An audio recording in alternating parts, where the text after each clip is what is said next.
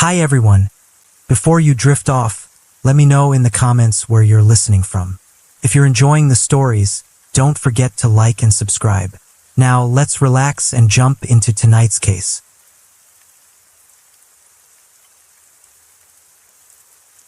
Story 1. Surely, most of you aren't too unfamiliar with the name Chris Wu, as this former star once stirred up the Chinese entertainment industry, yet now he finds himself behind bars. Recently, his life behind bars has sparked endless debates on social media. Following the appellate court's verdict, online commentators speculate that this time, the XXO member will have no further chance to appeal. Let's revisit the entire affair surrounding Chris Wu, how he managed to rise to the top, and ultimately why he dug his own grave. What really lurked behind the scenes? Chris Wu was originally named Li Jiahan, born on November 6, 90, in Guangzhou, Guangdong Province, China. His father, Li Kaiming, hailed from Hubei and once served as deputy director of the Scientific Research Institute under China's Ministry of Environmental Protection. His mother, Wu Xiuqin, was from Gansu, a graduate of Wuhan University who pursued a master's program in water resource systems engineering at a local institution. Due to his parents' work, when he was small, Li Jiahan stayed with his maternal grandparents in Baiyin, Gansu Province. By the time he was 10, Wu Xiuqin took him back to Guangzhou. In fact, the couple had already been divorced for some time, so Wu Xiuqin changed her son's family name to hers. Thus, Li Jiahan became Wu Yifan, Chris Wu. Eager to provide him with a better education, Wu Xiuqin decided to move her son to Canada for school. By 2005, circumstances required her return to China on business. So, she took Chris Wu back to Guangzhou to continue his studies there. During this period, he developed a passion for basketball. He became captain of his school's basketball team, competing in a nationwide secondary school tournament in China. He even told his mother he dreamed of one day playing in the NBA. However, Wu Xiuqin felt a pro basketball career could lead to serious injuries, plus it's typically short-lived. Consequently, she quickly withdrew Chris from Guangzhou, effectively quashing his ambition.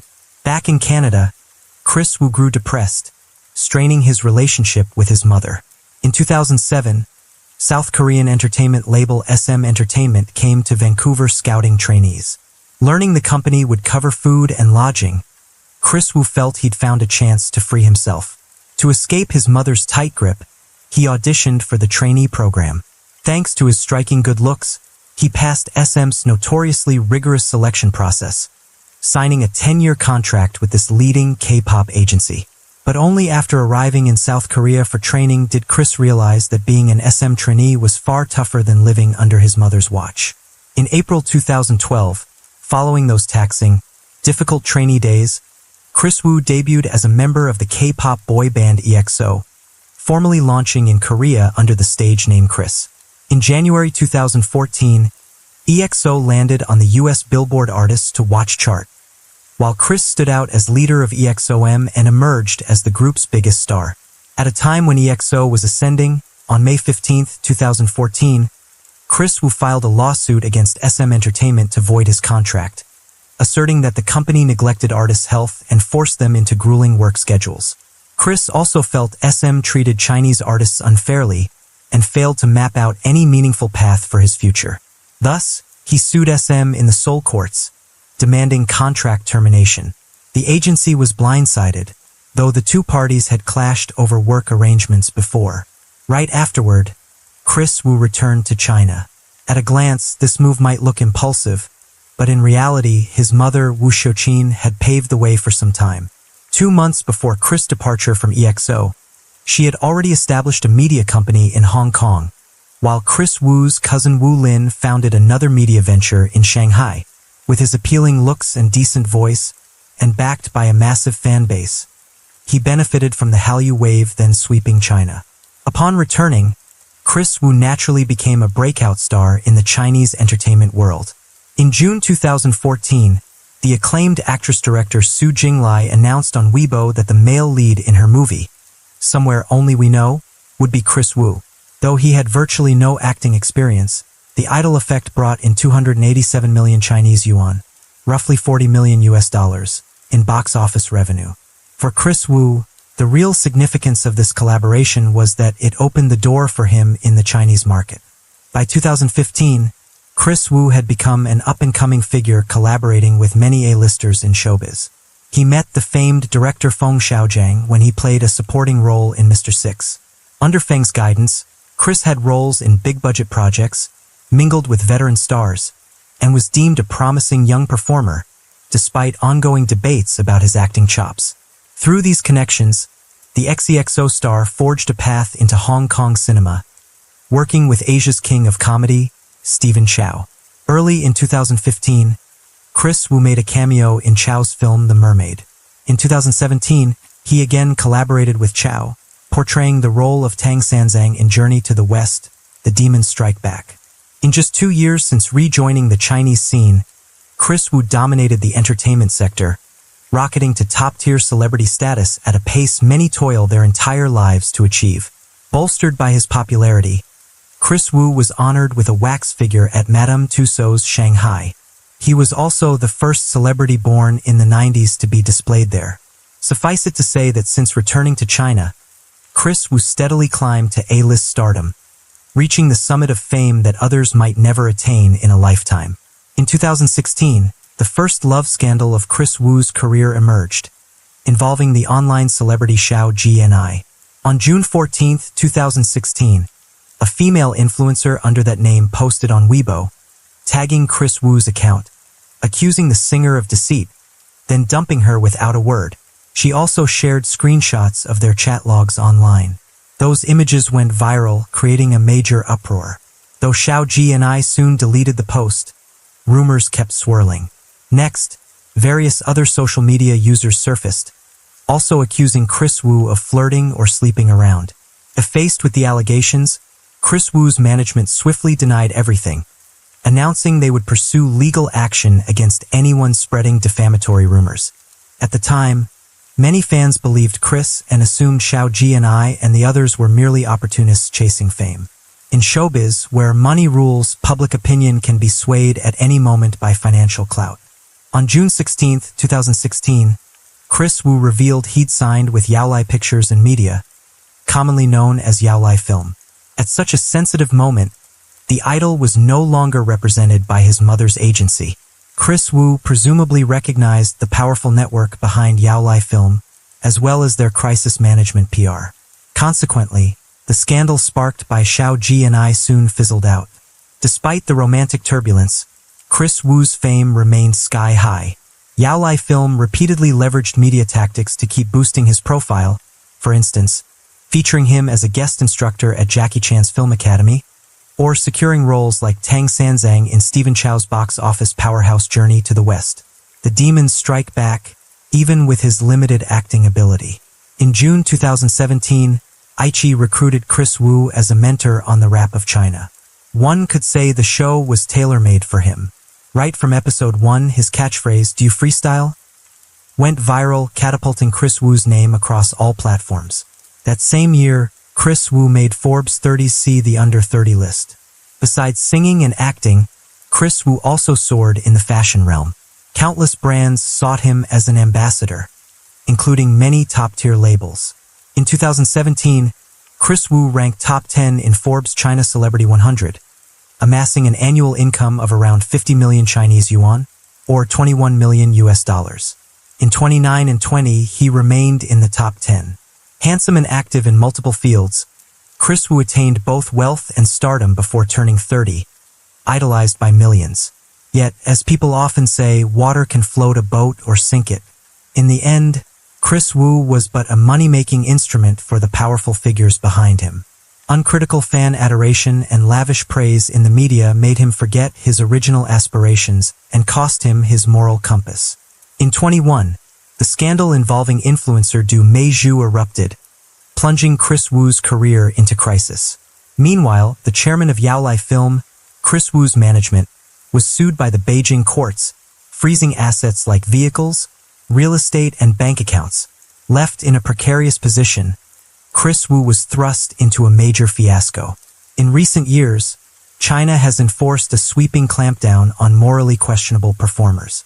Once you're blacklisted, salvaging your career becomes nearly impossible.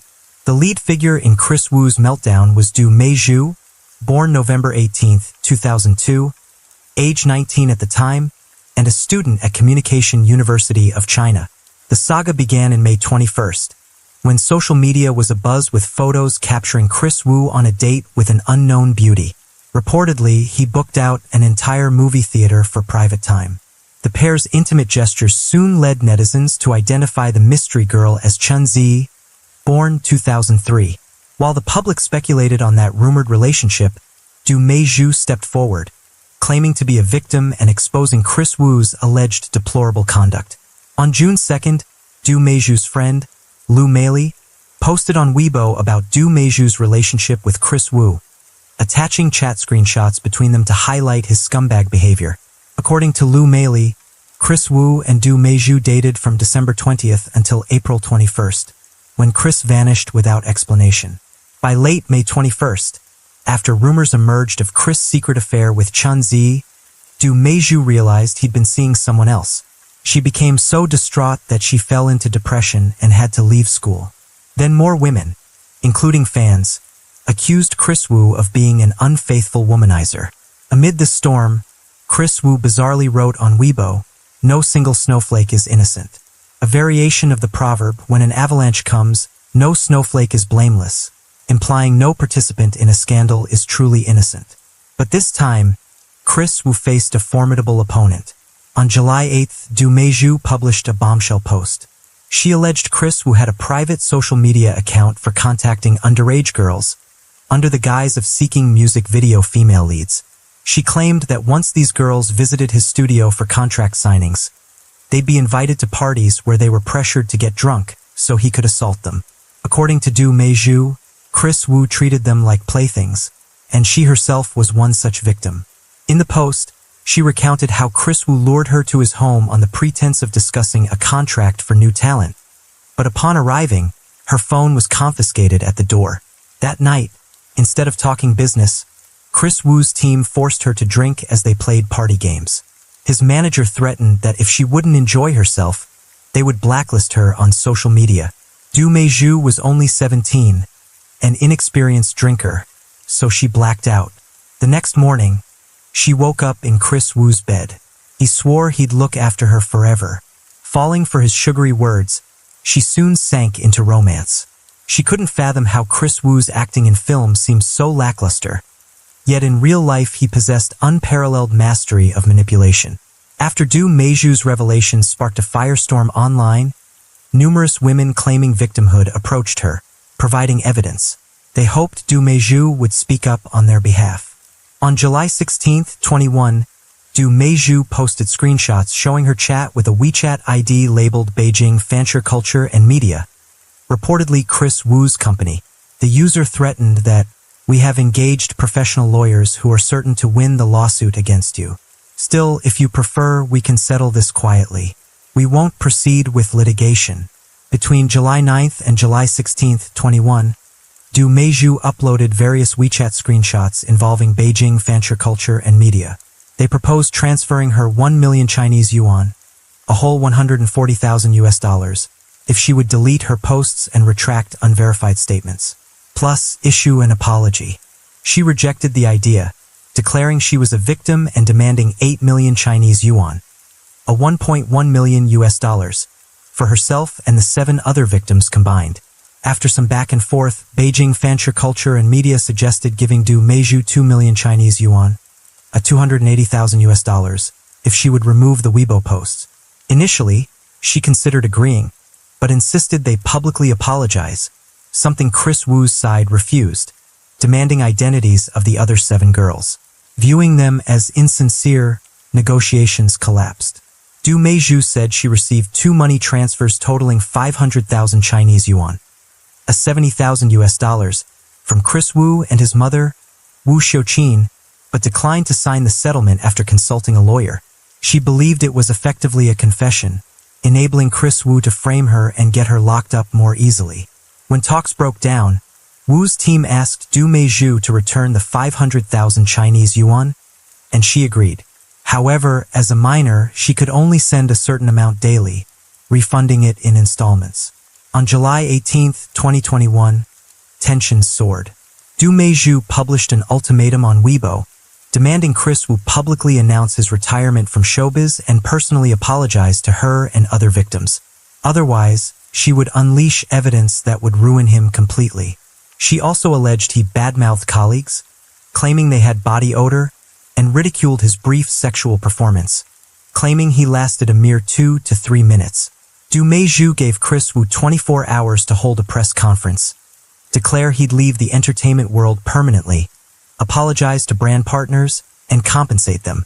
She also wanted a handwritten apology to all the abused girls, posted online within 72 hours. Finally, she demanded Chris Wu leave China and return to Canada. She concluded, "If not, even if I don't release the others' names, I can still destroy you. So be ready." Her post quickly topped hot search rankings across Chinese social media. Evidently, this was no mere love dispute, but a serious criminal matter, grabbing the authorities' attention. On July 19th, Chris Wu declared that he had never broken any laws, denying rumors of casting couch interviews, seducing underage girls, etc. He then boldly announced, if such behavior ever occurred, "Rest assured I turn myself in. I guarantee full legal responsibility for every word I say." Despite Du Meizhu's accusations, Chris Wu's agency again refuted everything and demanded she take down her posts with false information. Simultaneously, his company posted a public statement claiming negotiations with Du Meizhu over hush money never happened, and they had no Beijing Fanchi Culture WeChat account.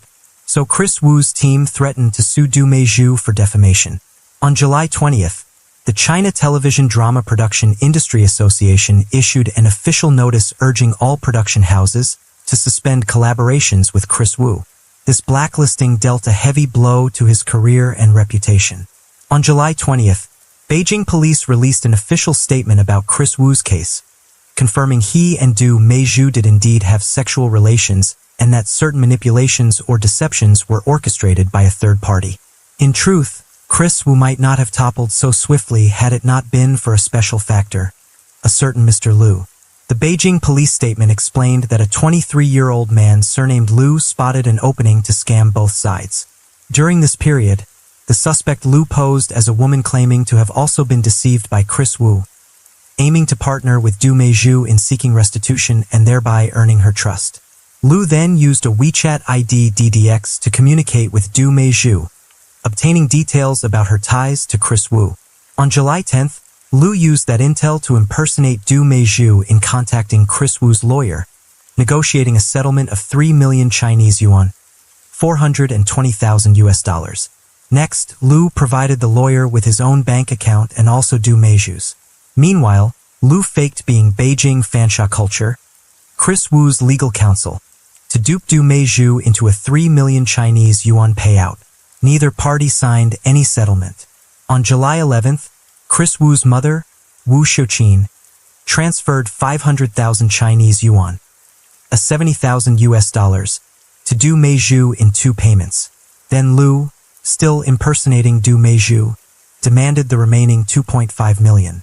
Next, posing as Chris Wu's lawyer, Liu insisted Du Meizhu sign an agreement or repay the 500,000. She agreed to return the money, so Liu gave her an Alipay account. She gradually transferred back 80,000 to that account. While Du Meizhu was repaying the 500,000 Chinese yuan in increments, she kept posting on Weibo. Chris Wu's side grew confused over the 3 million demand, and only then did they realize both sides had been scammed by Liu. Throughout, no real negotiations had occurred between Du Meizhu and Chris Wu's team. Without Mr. Liu's meddling, events might not have escalated so fast, nor would Chris Wu have ended up behind bars so soon. Right as the scandal erupted, countless brands canceled collaborations with Chris Wu, effectively demolishing his career, as he now faced allegations of sexual assault and police detention. By August, Chris Wu was banned from public platforms, while his personal and corporate Weibo accounts were taken down. On August 16, 21, the Chaoyang District People's Procuratorate in Beijing approved a formal arrest warrant for Wu X fan, suspecting him of rape. On November 25, 22, the Chaoyang District People's Court in Beijing announced its primary verdict regarding Chris Wu on multiple charges, sentencing him to 11 years, 6 months for sexual assault and an additional 1 year, 10 months for group licentiousness. In total, he faces over 13 years behind bars, followed by deportation from China. Because he holds Canadian citizenship, Chris Wu will be deported upon completing his sentence.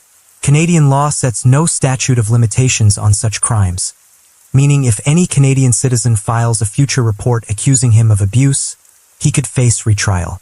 Potentially, he might even be subjected to chemical castration, regular injections of anti-androgen medication every 3 months that reduce sexual impulses. Nonetheless, Chris Wu refused to accept his sentence and appealed, claiming the penalty was excessive. Before the second trial took place, Chris Wu's legal team found a key witness intending to unmask Du Meiju's real nature, hoping to reverse the outcome. On February 27, 23, Li En, Du Meiju's close friend and a fellow online influencer, shared that Chris Wu's lawyers had invited her to testify at his upcoming second trial. Posting on Weibo, Li En revealed she would face Du Meiju directly in court, exposing that all Du Meiju wanted was money. She mentioned photos depicting Du Meiju receiving depression treatment at a hospital were in fact her post-cosmetic surgery images. Li En emphasized she could no longer tolerate Du Meiju's lying, so she'd follow her conscience for a fair resolution. Li En further claimed that, in reality, Du Meiju led a lavish lifestyle. Prior to her influencer fame, she reportedly earned 350,000 Chinese yuan, $50,000 US, from questionable deals. Revisiting Du Meiju's initial accusations that Chris Wu's team deceived them, Li En asserted, "It appears under-the-table rules likely exist in the entertainment industry. I think toppling someone through hidden methods is quite simple here. People assume that showbiz is by no means a clean environment. How many of them can declare themselves truly innocent? Chris Wu, who once soared to success many can only dream of, rising to a pinnacle of fame in no time, now sits in prison. We can't overlook his mother's coddling role in this tragedy. That old proverb, a child's bad behavior can stem from the mother, seems apt in his case. If you are fortunate enough to have time and money, treasure them alongside your family, because sometimes the unimaginable can happen at any moment." What's your take on Chris Wu's story? From an EXO member rising to the top of Chinese entertainment, to ultimately landing in jail and facing deportation from China?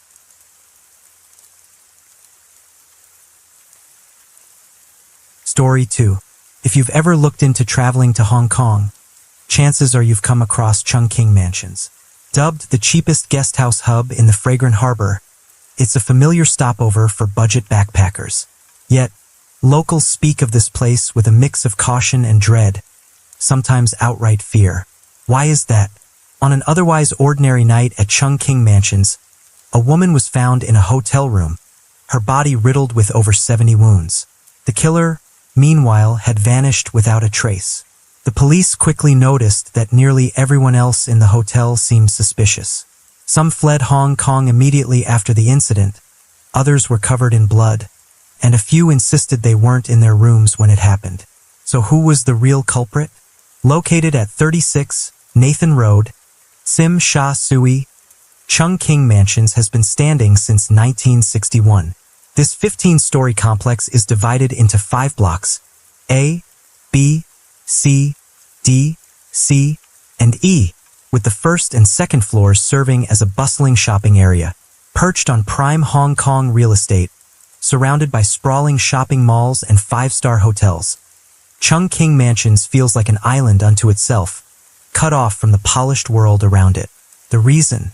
It's a place perpetually tied to crime, violence, and illicit substances. Since the 1970s, enterprising businessmen began converting its apartments into low-cost guest houses, drawing in a wave of low-income migrants. From then on, this living space spiraled into chaos. At 6:10 a.m. on August 7, 2002, police received a call from an Indian man reporting a crime at a guest house within Chungking Mansions. It wasn't the first time they'd been summoned here for a murder. On July 27, 2001, in Block B, an 80-year-old hotel owner was killed and tied up in his room, his body left to rot until the stench became unbearable. On March 24, 2002, a hotel manager and a 38-year-old Polish man, both allegedly linked to drugs, were brazenly slain in the building's commercial area. So, when yet another murder was reported at a Chungking Mansion's guest house, the police were on edge and dispatched officers to the scene without delay. The crime took place at the Mandarin Guest House, located on the 13th floor of Block E. The guest house has 5 rooms and spans roughly 860 square feet. The incident occurred in room 2, 8 minutes after the call. At 6:18 a.m., police arrived. The moment they stepped up to the guest house door, they knew something had happened. The sharp metallic stench of blood hit them hard. Outside room 2, a pool of dark red liquid seeped from beneath the door, some of it already dried and crusted. The Indian owner of the guest house said he hadn't dared open the room, paralyzed by fear. When the door finally swung open, the sight inside was nothing short of horrific. Blood coated everything, walls, floor, every corner, every object, drenched in a deep, sickly red. Splatter marks stretched over 6 feet high on the walls. The floor bore the smeared imprints of red footprints. At the center of it all, a woman lay face down. She was no longer alive. Seasoned in murder investigations, the officer in charge immediately began asking questions. Who was the victim? Did she have a conflict so severe it led to this brutality? The scene was too chaotic to risk contaminating evidence, so forensic experts were called in right away. Initial findings revealed approximately 70 wounds on the victim's body, 10 on her back, 1 slicing from her waist down to her lowest rib, and the rest scattered across her head, arms, legs, chest, and midsection. The coroner concluded the cause of death was massive blood loss. This meant that when she was attacked, she was still conscious, bleeding out slowly from the sheer number of injuries. The estimated time of death was about 3 hours before discovery, between 3 a.m. and 4 a.m. on August 7, 2002. Forensics also found male bodily fluid near the victim's anus, suggesting she may have had sexual contact while still alive. Further investigation was needed to determine if that man was the killer. Given the chaotic state of the scene, police theorized the victim had fought back during the attack, raising the possibility that the perpetrator was injured too. While forensics combed for evidence, the police launched their investigation. The victim's identity was confirmed as Gulai Ahmar, a woman from India. She was a frequent visitor to Hong Kong, traveling under the guise of tourism. When her visa expired, she'd returned to India to renew it, only to come back to the city soon after. Of course, Gulai's repeated trips weren't just for sightseeing. In truth, like many other Indian women, she came to Hong Kong to work in the sex trade, choosing Chungking Mansions as her base of operations. The reason? The area was home to a large Indian community and a constant stream of international travelers passing through the fragrant harbor. Women like Gulai typically rented rooms in Chungking Mansions to live and work. They'd scout for clients by strolling the streets below, negotiating prices before leading them up to their rooms. For tourists, the rate was $25 per session. For locals, it dropped to $12. An overnight stay cost $64. On average, an Indian sex worker in Hong Kong would take 2 to 4 clients a day. By unspoken rule, they had to split their earnings with a manager. Over a 3-month tourist visa, a woman in the trade could pocket tens of thousands of Hong Kong dollars, roughly thousands in USD. For rural Indian women, this was life-changing money. Gulai Ahmar arrived in Hong Kong to build her career in '95, at the age of 37. For years later, seasoned in the trade and with a network of clients in tow, she rose to become a madam, overseeing other girls. Her job was to recruit young, attractive women from India, guiding them step by step into the business, securing passports, visas, accommodations, and work arrangements in Hong Kong. By 2002, when the murder occurred, she was managing around 40 girls across Chungking Mansions and nearby areas. Beyond the cuts she took from their earnings, Gulai also made money servicing her own clients. Each year, she could rake in millions of Hong Kong dollars, hundreds of thousands in USD. Gulai was a well-known figure in Chungking Mansions. When she died, dozens of Indian women lined Nathan Road, their faces etched with grief. So, could Gulai's death be tied to a rivalry between criminal factions?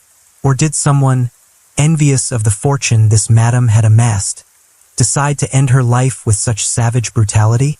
The police had reason to believe the killer was also Indian, like the victim, and since she was dead hours before the crime was discovered, they couldn't rule out the chance that the perpetrator was still inside Chungking Mansions. The building's entrances were immediately sealed off. Everyone entering or leaving had to register with the authorities. Investigators began interviewing the building steps and scouring the guest house from the inside out. Hallways, elevators, the main lobby. At the same time, the team reviewed footage from over 40 security cameras, hunting for any clue. Police started questioning everyone at the Mandarin guest house, where the murder took place. As mentioned, the guest house had 5 rooms. Gulai, the victim, was found in room 2. That night, the other 4 rooms, 1, 3, 4, and 5, were occupied. In room 1 was a man named Syed. He claimed he had gone to bed early that night. Between 2:30 and 3 a.m., he jolted awake to a woman screaming in Hindi, "She's being beaten. She's being killed." Moments later, he heard knocking from room 2. Then a man's voice, also in Hindi, asked what's going on. Another man replied in English, "No problem," but the woman kept screaming. Gradually, her cries faded, then stopped altogether. Syed said this kind of chaos wasn't unusual at the guest house, so he brushed it off and went back to sleep. He only woke up again when the police arrived. In room 2 with Gul was Kaur, another sex worker. When police got there, Kaur was nowhere to be found. Upon hearing of Gul's death, she was stunned, insisting she hadn't been at the guest house that night. Room 3 had originally been rented by 3 Bangladeshi men, but by the time the murder came to light, only one, Razak, remained. He said that around 3 a.m., he heard a woman crying out from room 2. He went over and knocked. A woman inside replied that nothing was wrong, so he returned to his room. 5 or 10 minutes later, he heard her shouting again, claiming someone was attacking and killing her. At 4 a.m., Razak drove his 2 roommates to the airport to leave Hong Kong, returning to the room by 5 o'clock. Room 4 housed Singh, the guest house manager. His job was to oversee everything, greeting guests, handling check-ins and payments, even fetching food or running errands for clients. On the night of the murder, Singh was sleeping at another Mandarin guest house location with Kaur, so he claimed ignorance of the events. But he recalled something odd. The day before the murder, August 5th, a Bangladeshi tourist had checked into the guest house. Yet, on the evening of August 6th, the man and all his belongings vanished without checking out. When Singh reviewed the check-in log, he found the guest's details had been erased with correction fluid. Room 5 was empty the night of the murder.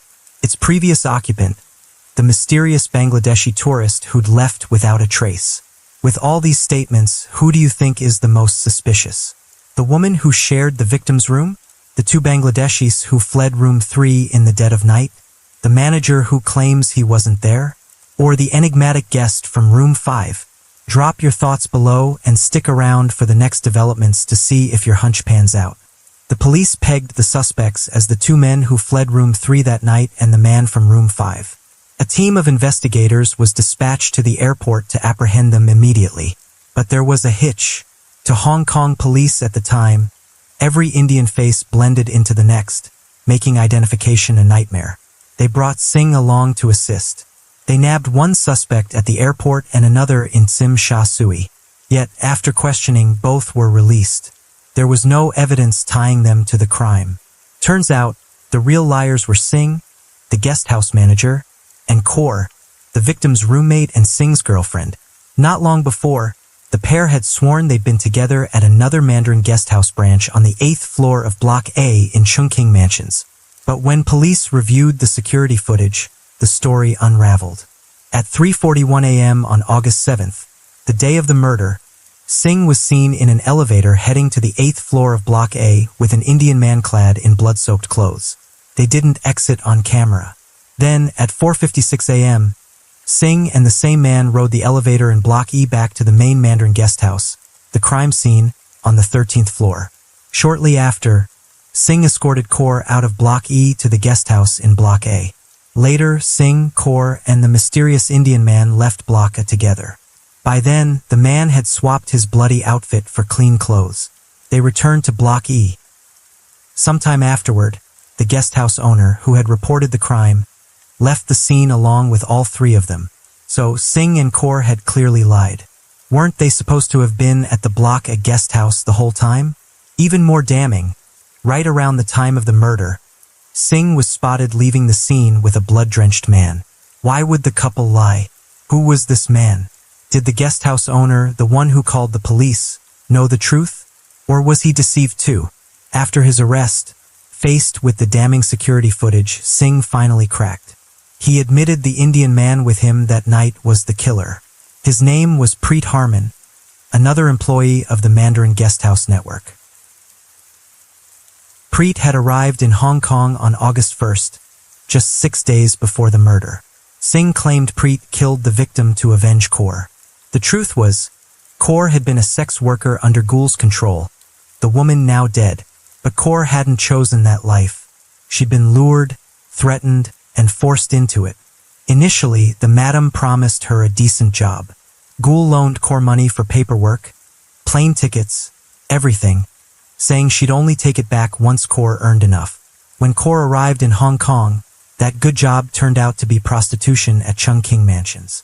She resisted at first, but drowning in debt to Gul, she had no choice but to hit the streets.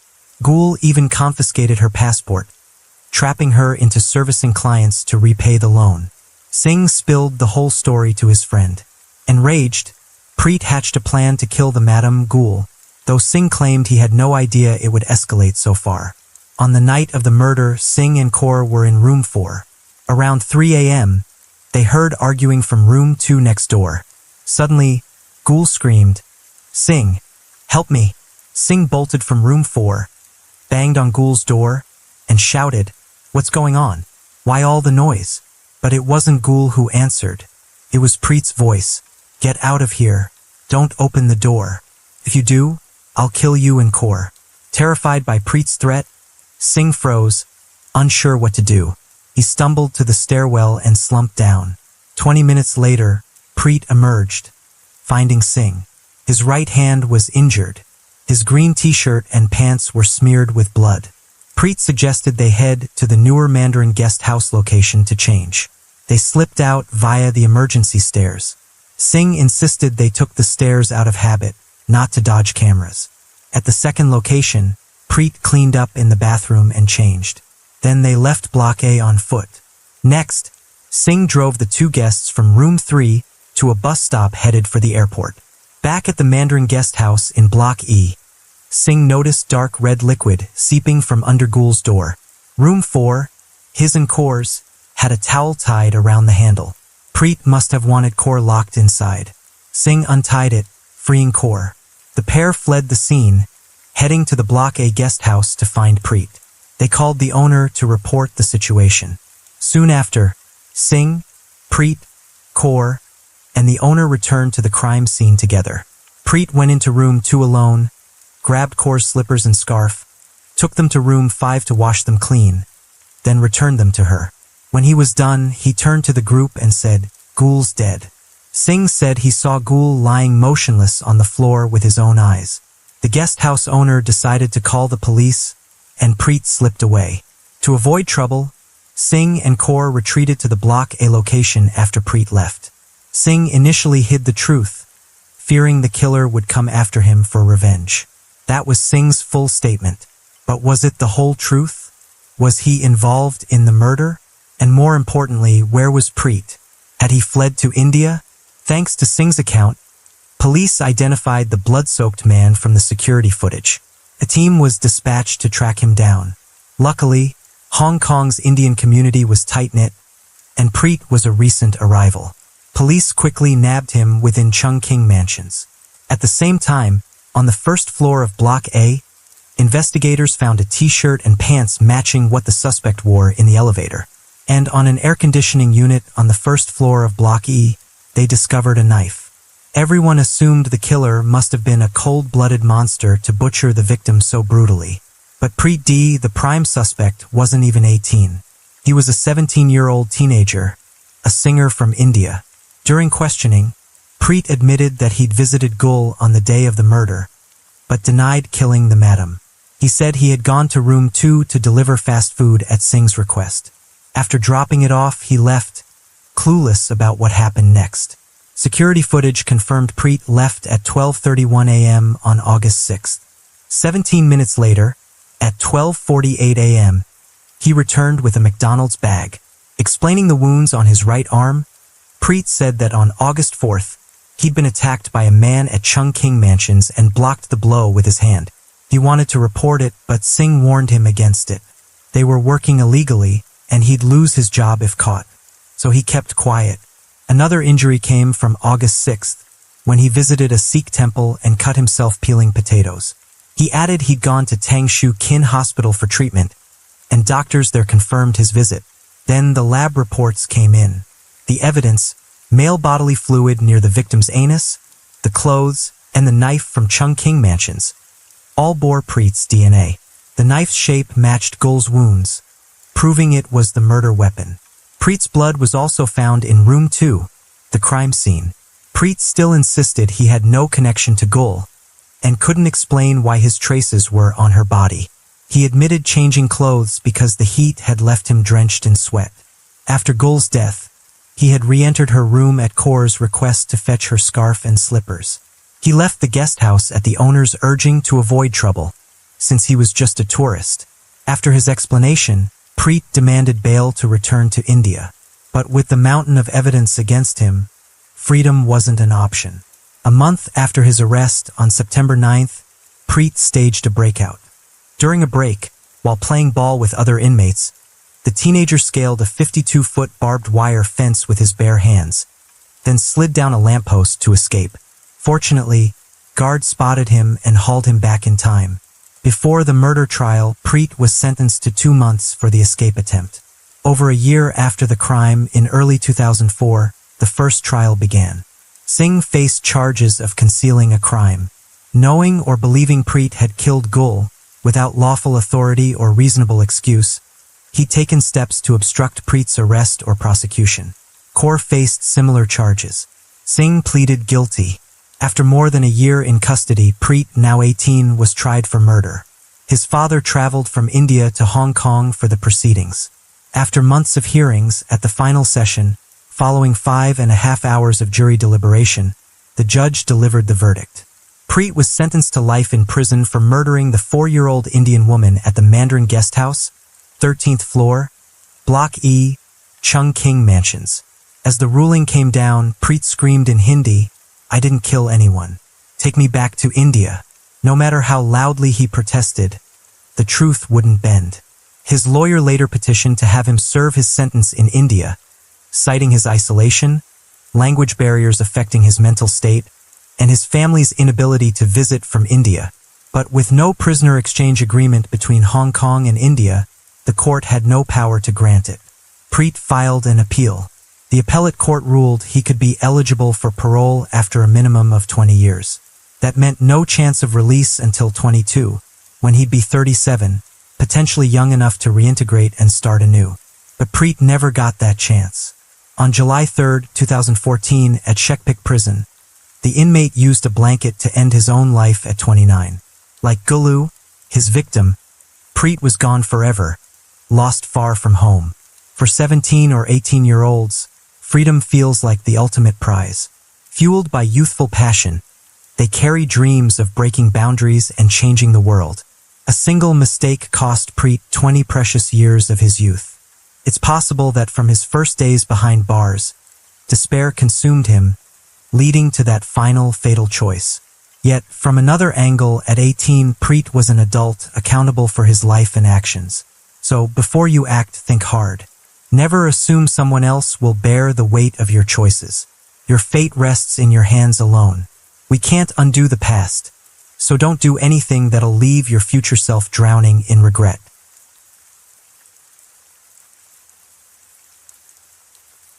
Story 3. Osaka, in Japan's Kansai region, is renowned for its rich culinary heritage and bustling commercial districts, drawing countless tourists each year. As the tourism industry boomed, many locals began turning their vacant homes into B&B-style guest houses, offering home-cooked meals and personalized services. Compared to standard hotels, these places are far cheaper, giving travelers a chance to immerse themselves in local culture. But with their rapid proliferation came a downside, a surge of substandard B&Bs. At these spots, guests can check in without showing ID. Security, hygiene, and infrastructure often take a back seat. Still, their low rates keep them popular with certain crowds. Today's story centers on Kondo Saki. She was born in Himeji, a city in Hyogo Prefecture, just north of Osaka. At the time, she worked as an office clerk at a components manufacturing company in Mita. On an ordinary workday in 2018, as the clock struck quitting time, Kondo Saki tidied her desk, said goodbye to her colleagues, and headed out like always. After work, she took the subway to meet a man in Osaka. Hand in hand, they walked off into the night, vanishing into the shadows. What happened next? On Saturday, February 17, 2018, the Hyogo Prefecture Police received a call that set everything in motion. A woman on the other end, her voice shaky, said her daughter, Kondo Saki, had been missing for 2 days. Kondo Saki was the type who never slacked off at work. So, when she didn't show up at the office all day yesterday, no leave request, no word, her bosses got worried. They tried calling her, but the line wouldn't connect. Eventually, they reached out to her mother to see what was going on. Even though she worked far from home, Kondo Saki made it a point to call her mom every single day. That's why, when her daughter's colleagues called, the mother's heart sank. She dialed Saki's mobile over and over, but there was no answer, just shrooms. After waiting a full day with no reply, a sinking feeling took hold.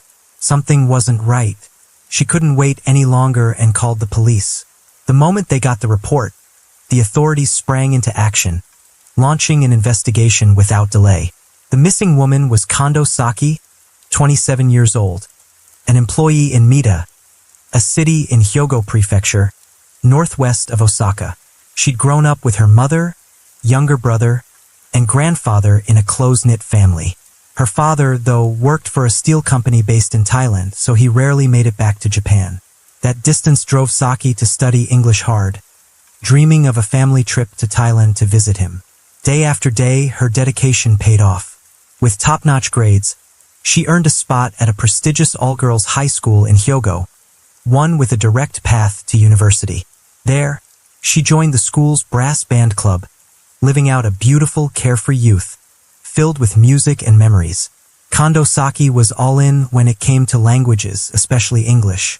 She worked tirelessly to get fluent, listening, speaking, the works, until she could watch English movies or flip through magazines without missing a beat. After high school, her standout language skills got her into a university in Hyogo. During breaks, she'd take short trips to Western countries, making friends with international students along the way. Once she graduated, Kondo Saki stepped into the grind of working life. She bounced between a few jobs over the years, but 2 years ago, she landed a position at a components manufacturing company in Mita. That's when she moved into the company dorm, striking out on her own for the first time. Kondo Saki was a warm, lively young woman.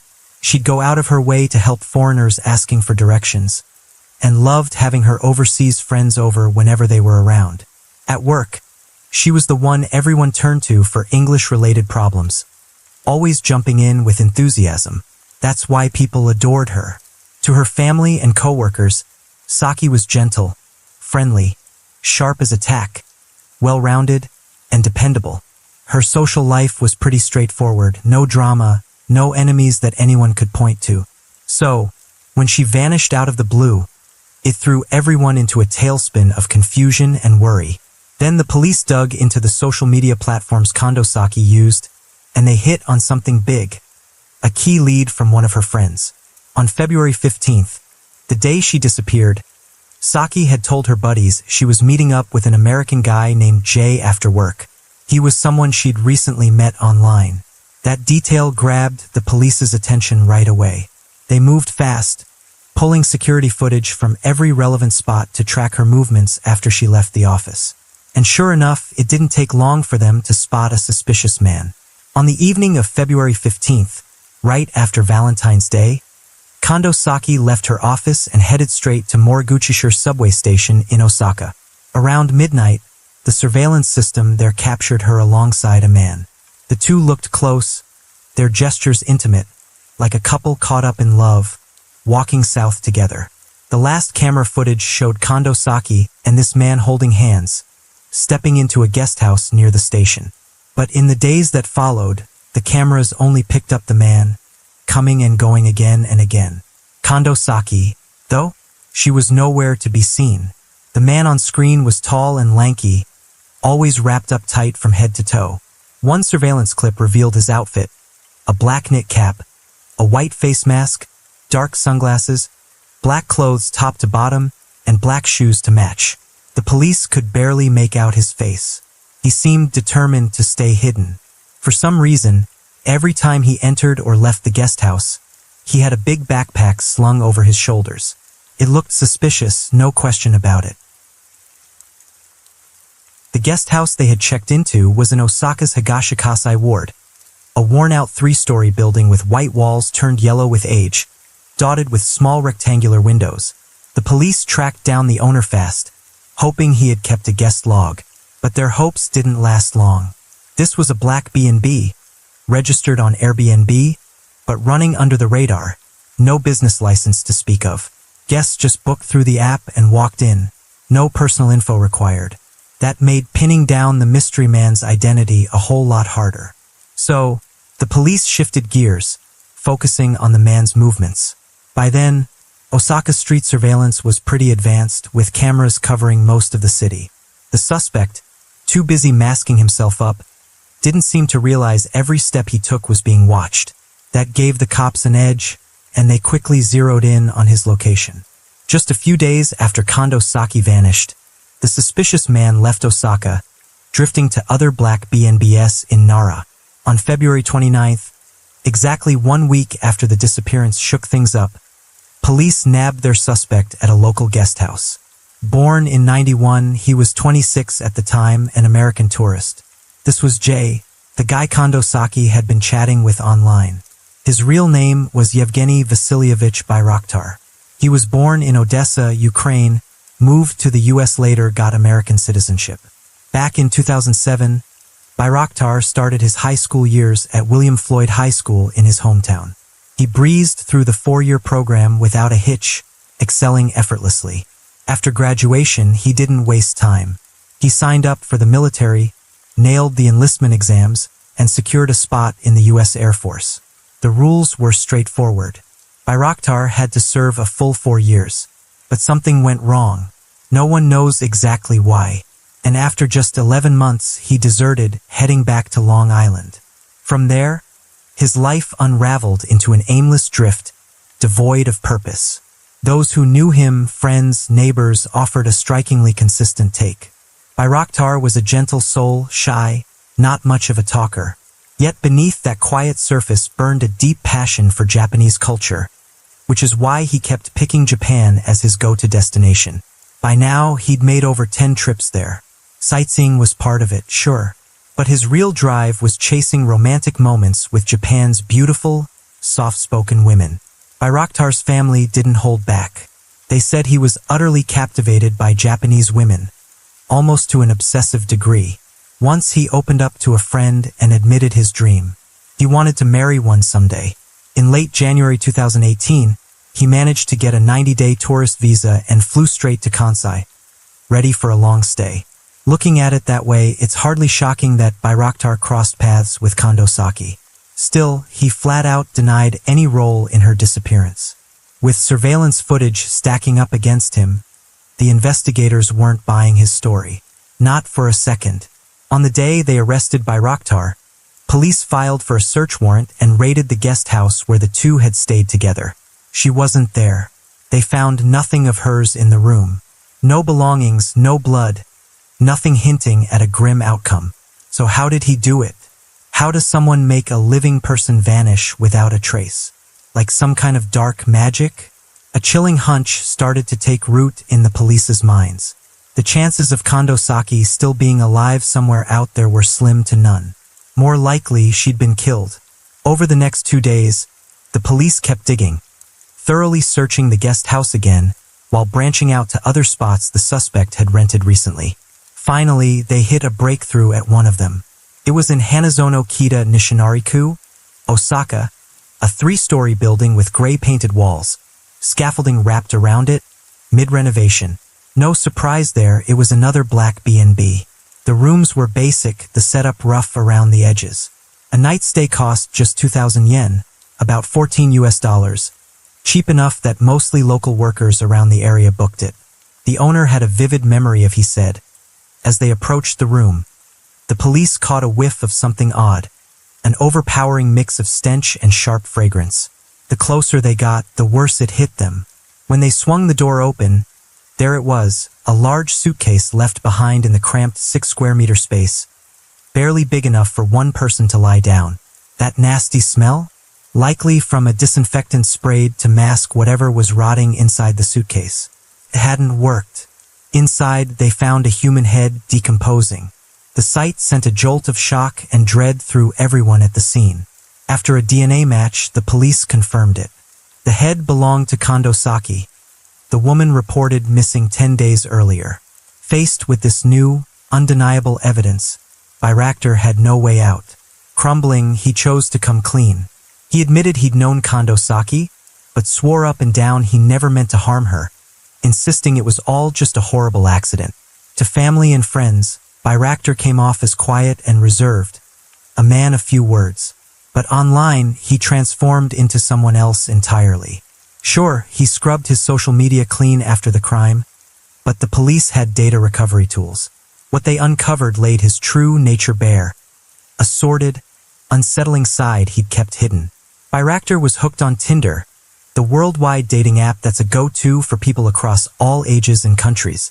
It lets users build profiles with photos and a short bio about their interests, then browse others' pages.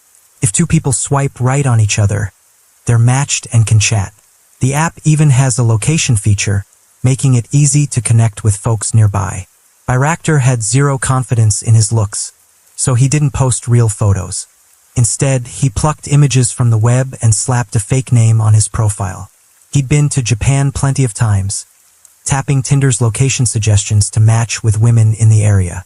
By then, he'd chatted with and met nearly 10 Japanese women, one of them being Kondo Saki. For Bhairactar, texting wasn't enough. He'd push hard to meet up, hang out, spend the night at a guest house, just to satisfy his urges. These fleeting hookups in Japan filled some void inside him, which is why he kept coming back, always on the hunt for fresh prey.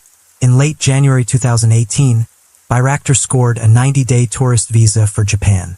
This time, he picked Kansai as his base.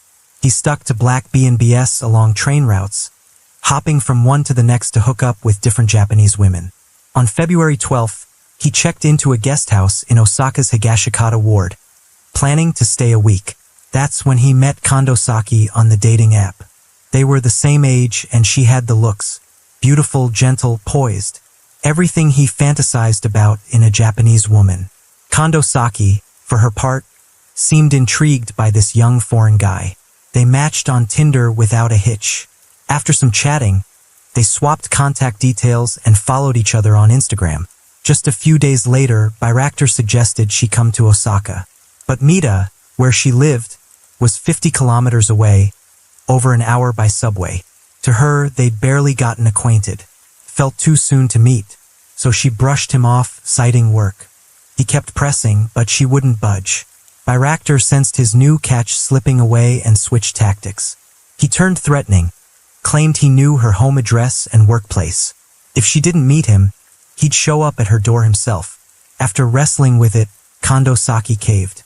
She agreed to his initial request. So, after work on February 15th, she boarded a train to Morinomiya Station in Osaka to meet him. Bhairactar was waiting nearby. When she saw him, Kondo Saki was taken aback. He looked nothing like the polished photos on Tinder. Still, Jay played it friendly and attentive, easing her guard a bit. They hit it off, talking and laughing, then headed to the guest house he'd already booked. Since she had work the next day, Kondo Saki didn't plan to stay long. She figured she'd head back to Mita early to make it on time. But what she never imagined was that she'd never get the chance to return. During the investigation, police discovered that prior to Kondo Saki, at least 4 or 5 women had stayed at the same B&B with Bayraktar. However, none of them were harmed. Only Kondo Saki became a victim. At that point, locating the remaining parts of Kondo Saki's body became the highest priority. After days of intense interrogation, Bayraktar finally admitted to dismembering and disposing of her remains. Yet, he remained silent about what exactly had transpired in the B&B that fateful night. On February 25, 2018, following Bayraktar's testimony, police searched a mountainous area near Osaka for the missing body parts.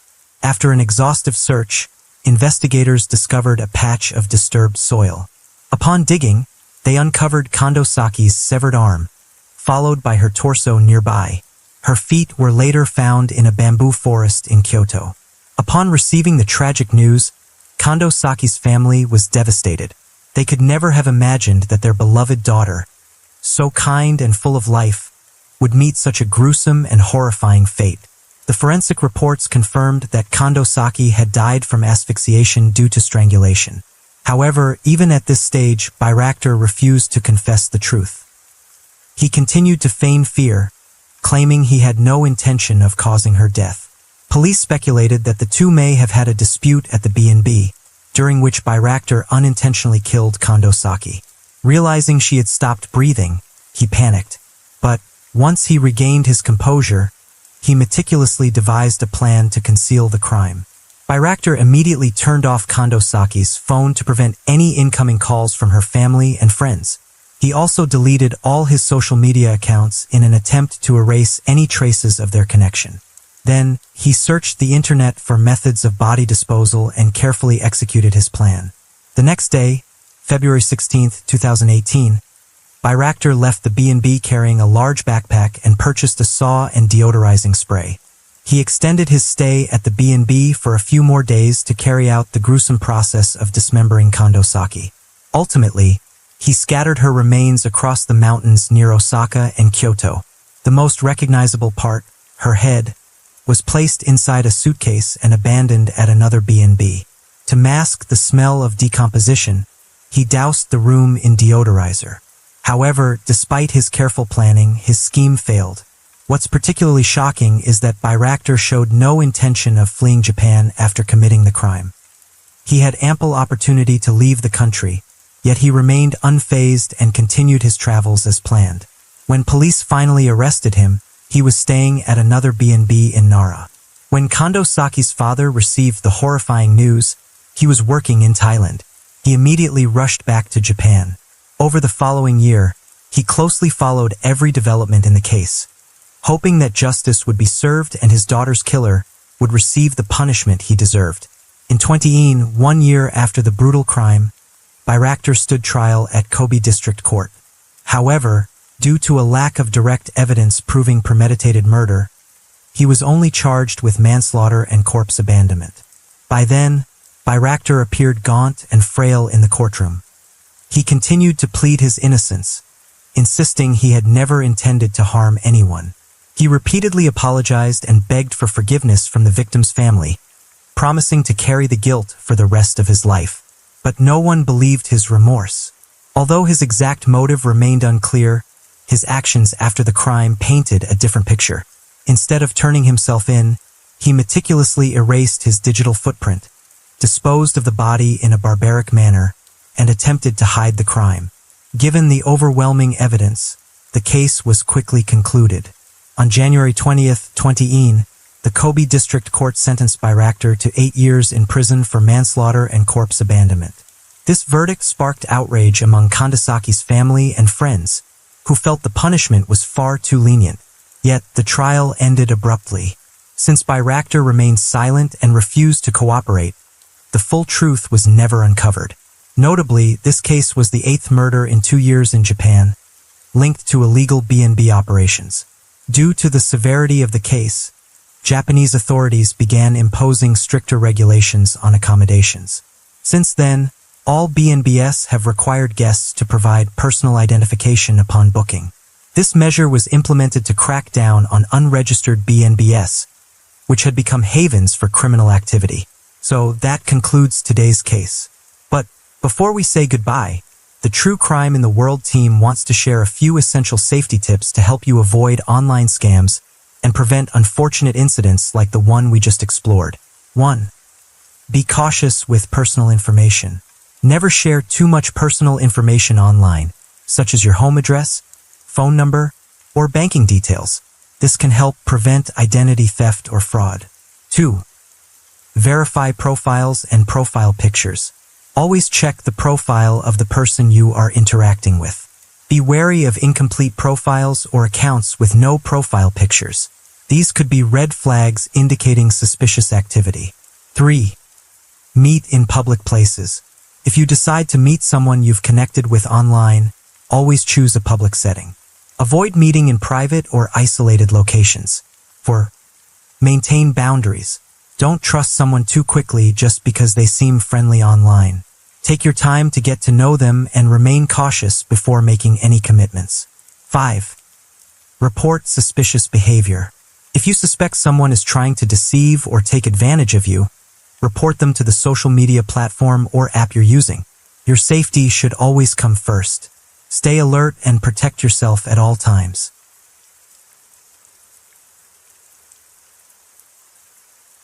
Story 4. On June 8, 2017, a horrific shooting tore through a supermarket in Tinkanek, Pennsylvania. But the real shiver doesn't come from the body count alone. It's the shooter's identity that chills to the bone. He wasn't a wanted felon or a raving extremist. He was a YouTuber. Even more unnerving, before pulling the trigger, he'd laid out every clue in his videos, publicly detailing his bloody blueprint. Yet no one saw it coming. What drove this man to such a desperate edge? And how did those blatant warnings slip by unnoticed? Randy Stair, the central figure in today's story, was born in '92 in Pennsylvania, USA. The eldest son in his family, he had a younger brother, Jeremy, trailing him by 2 years. Randy's parents were hard workers, toiling daily to raise their boys. Despite a stable home, he grew up a loner. From childhood, he had few friends, keeping to himself. Quiet, withdrawn, perpetually adrift in a world that never quite fit. Through his teenage years, romance eluded him entirely. At school, he loathed group projects, preferring solitude where he could breathe easy, free from others' expectations. In 2006, at 14, Randy tagged along on a family skiing trip. There, a spark hit. He shot a short video and tossed it onto YouTube, a platform still in its infancy, barely a year old. Back then, YouTube was a ghost town, users sparse, true creators a rarity. That scarcity worked in Randy's favor. His first clip snagged a surprising number of views. The sudden attention lit something inside him, a rush of validation he'd never tasted. For the first time, Randy felt seen. From that moment, he poured hours into crafting new videos, chasing the high of online recognition. At first, he launched a channel remixing and redubbing anime and movie clips. It didn't last. YouTube axed it fast for copyright violations. Undeterred, in June 2008, still a high schooler, he debuted a second channel, Pioneer Productions. This time, he leaned into comedy, spinning sketches from everyday life. Early on, views trickled in slowly. To stand out, Randy injected animated characters into his work, weaving creative banter between them. One he voiced delivered a standout line. "Are you kidding me? I'm a frog. You want me to go to school? I've had enough already." Randy's quirky dialogues and offbeat humor slowly carved out a niche, drawing a modest crowd to his channel. Seeing subscribers trickle and lit a fire under him, he couldn't hide his glee. To fuel his YouTube grind, Randy let other priorities slide. Schoolwork took a back seat, his grades tanked, and any spark for academics fizzled out. After high school, he enrolled in a local community college, but barely hung on for a couple of years before dropping out cold. With no other path, he plunged into the workforce, just enough to scrape by and keep his YouTube dream alive. In 2010, at 18, Randy landed a gig at the Wise supermarket near home. It wasn't his hustle, His dad pulled strings to snag him the steady job. From there, his days blurred into a numbing loop. Wake up, clock in, go home, and tinker with YouTube. He clung to a flicker of hope that one day those videos would pay the bills. After grinding it out, he hit a milestone in 2011. YouTube greenlit his channel for monetization. In a video, he beamed with uncontainable excitement. "Guys, my lifelong dream's finally real. I'm officially part of the YouTube Partner Program." But reality crashed in hard. Monetization didn't mean a YouTube paycheck. Even with lax ad rules back then, it was a moot point. Randy's channel limped along with scant views. His meager earnings couldn't even cover basics, far from the dream he chased. Around then, Randy got hooked on Nickelodeon's Danny Phantom. It follows Danny Fenton, an ordinary teen turned half-ghost hero, after a lab accident grants him eerie powers. He battles wicked spirits threatening humanity, a story that gripped Randy tight. But Danny didn't captivate him. It was Ember, the cryptic, beguiling ghost villainess. Randy drowned in the show's world, convinced its spirit realm was real, and maybe eternity wasn't the end but a doorway. Then tragedy struck. Tom, a friend of his brother Jeremy, died in a car crash. They'd shared a class but weren't close.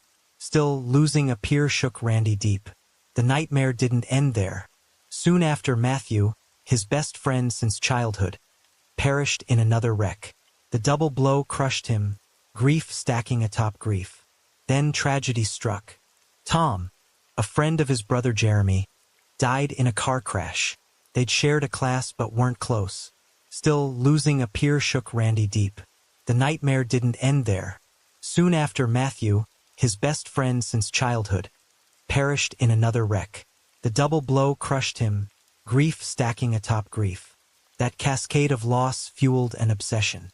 He fixated on whether something lingered beyond death, not doubting but believing the spectral world of Danny Phantom was real. Fate wasn't done with him. Soon after, Randy himself crashed his car. He walked away with minor scrapes, but relief didn't follow. Instead, the wreck hardened his conviction.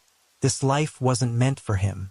Randy grew terrified of aging, of fading into a long, empty life. His journal spilled his dread. "I can't make it to 60. No way. Honestly, I don't get how people stomach this existence for decades." He despised the monotony, the soul-crushing loop of waking, dragging himself to a pointless job, collapsing at home, only to do it again. How do people live like this?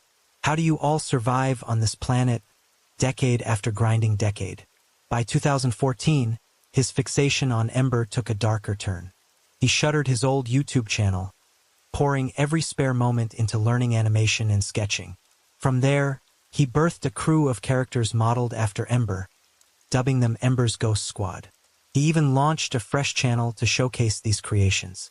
The videos revealed a real knack for drawing. Honed further, he might have shown as an animation YouTuber with serious potential, but tragically, he veered down a shadowed path, and once he started, he wouldn't turn back. Randy became convinced the spectral bond tied him to Ember.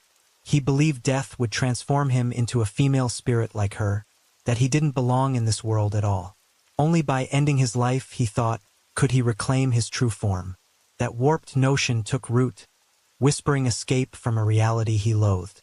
In 2016, he posted a haunting video. "How well do you know yourself? Try this. Stand before a mirror and stare.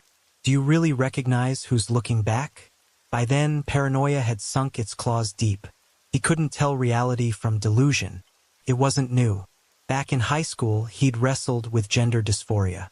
He felt trapped, a female soul caged in a man's body. When his parents were out, he'd sneak into his mom's closet, slipping into her clothes. His journal laid it bare. "My soul is a woman's. I feel this world through a woman's heart, but I'm locked in a man's flesh, forced to live a life that's not mine. This is my soul's bargain. Why must I waste 20, 30 years in this revolting shell? Mom? Dad? I'm sorry. I'm not a man, but I've got no reason to apologize either." As these bleak emotions swelled, Randy's demeanor shifted. Once just a quiet introvert, he turned dour, resentment simmering beneath the surface. He hated his supermarket job but slogged through it for cash. He loved making videos, yet years of effort yielded a channel few watched. Then a grim fixation took hold. He spent hours poring over the deadliest school shooting in U.S. history, the '99 Columbine Massacre. Two high schoolers, Eric Harris and Dylan Klebold, stormed their school with guns and bombs, killing 15 and wounding 24 before turning their weapons on themselves. Randy fixated on Eric Harris, seeing in him a kindred spirit, an eerie soul connection. That obsession became the final spark, igniting a path he couldn't unwalk. On April 25, 2017, 44 days before the carnage, Randy Stair bought two Mossberg 500 shotguns. He filmed himself practicing in his backyard, posting the clips online. Strikingly, he wore the same style t-shirt Eric Harris donned during the Columbine Massacre, emblazoned with natural selection across the chest. Not just one, he'd snatched up 3 identical shirts. His journal laid bare his unraveling mind. I'm part of Amber's Ghost Squad. 2017's the year I joined them. That's my real home. I'm not crazy, not mentally ill, not schizophrenic. I'm me. Worse, resentment festered toward his oblivious parents. I've left so many clues and they still don't see a damn thing. On May 18, 2017, Randy tweeted from the Amber's Ghost Squad account. A cryptic jab. Think you're ready for June 7th? You're dead wrong. It was a flare signaling the nightmare ahead. The date his silent plotting zeroed in on. 3 days later, May 21st, he upped the ante. 17 days left. Got it marked on your calendars yet? He didn't stop there. Randy spun a web of fictional characters for the squad, naming each one and crafting separate Twitter accounts for them. By May 24th, one alias, Mackenzie, posted an oddity. By May 24th, one alias, Mackenzie, posted an oddity. Andrew's not crazy, he's just trapped between 2 worlds, 2 dimensions. People can't get him. Who was Andrew? Andrew was Randy's online mask, the persona he used to chat with his digital followers. Only after the bloodbath did police unmask him as Randy Stair. Those tweets were just the tip of a sinister iceberg. In April 2017, fresh off buying the guns, he uploaded a foreboding video, vowing to let fate pick his killing ground. On camera, he held up a 1983 quarter, 25 cents, about $25 and said, "This is a quarter from '83. Believe in fate? Here's its test." He'd flip it 3 times. If heads won, he'd strike it home. If tails took it, the Weiss supermarket, his workplace, would become the slaughterhouse. First flip, tails. Second, heads. Third, tails. He palmed the coin, flashing a frigid grin. Tails, folks, it settled. Fate was sealed. Yet somehow, no one clocked the danger blazing in plain sight. For days before the massacre, Randy dropped a farewell video, voice laced with eerie detachment. What the hell's happening? None of this feels real. I can't believe I'm saying goodbye to you all. It was a shadowy, unsettling clip, but the worst was yet to come. Then he stared straight into the lens, venom dripping. For nights from now, their lives shatter. I'll wipe them out. I can't wait any longer. I want that supermarket shut down for a month, bankrupt even. Then it's over. No one could have guessed that. For days later, Weiss would indeed turn into a blood-soaked crime scene. On the morning of June 7, 2017, before the Weiss Market opened its doors, Randy Stair filmed a quiet walkthrough of the store, his workplace for nearly 7 years.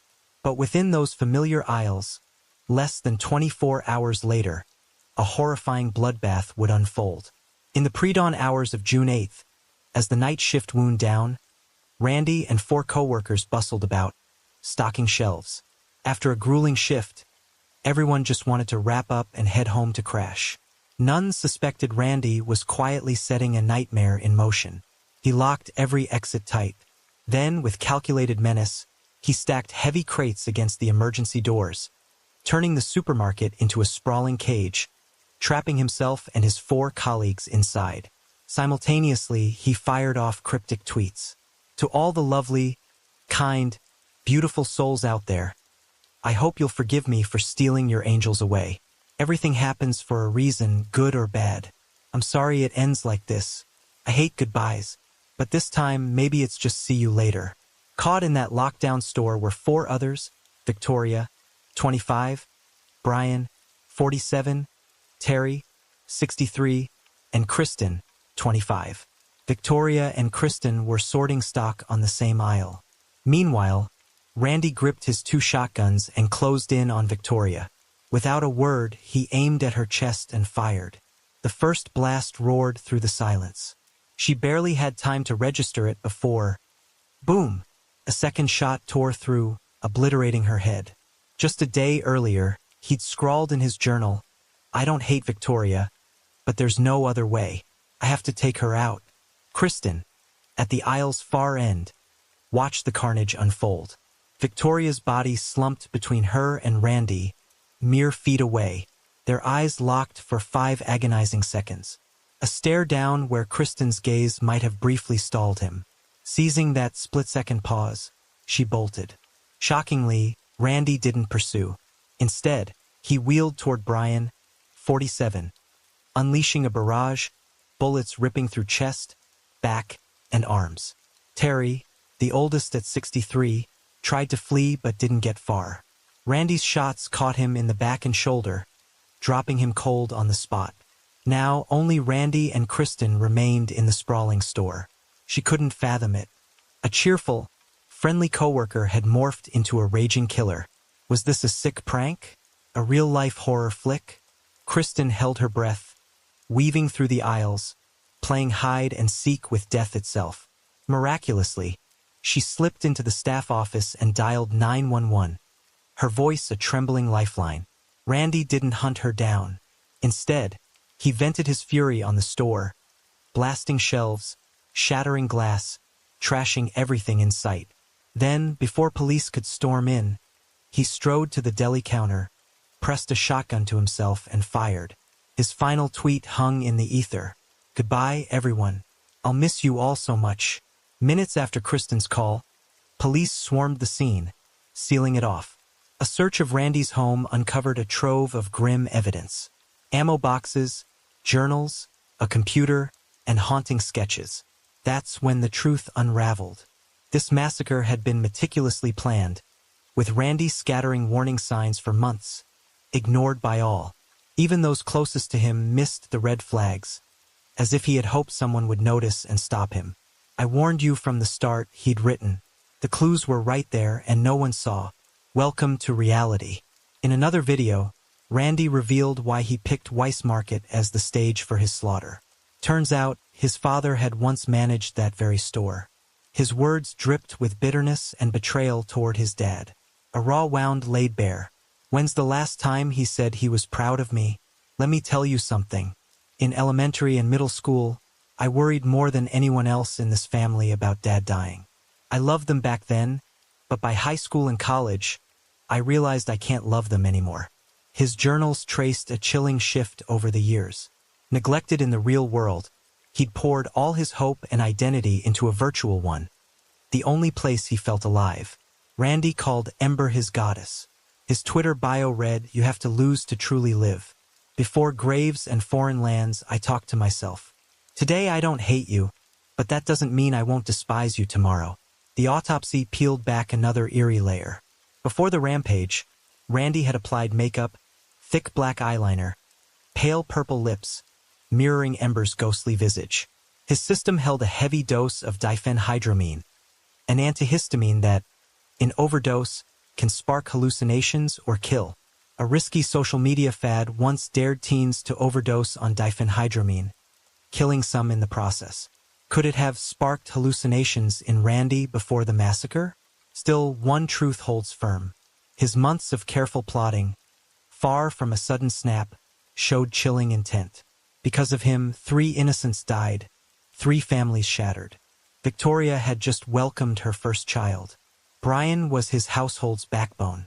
Terry, kind-hearted and beloved, warmed everyone around him. What was their crime? Why did they become sacrifices to Randy's fury? The deepest sting? This slaughter could have been stopped.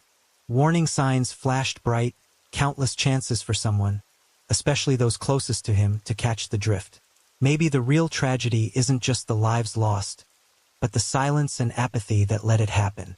We assume someone will notice, someone will step in, but no one did. Only when it's too late do we ask, what if?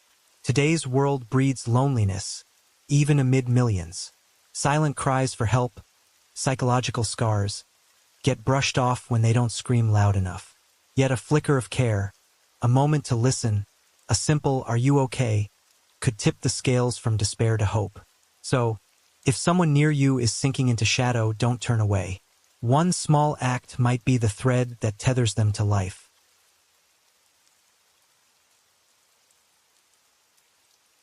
Story 5. He was a talented, successful, and wealthy software engineer. Not only brilliant and hardworking, he was also a kind-hearted man who always put his family first.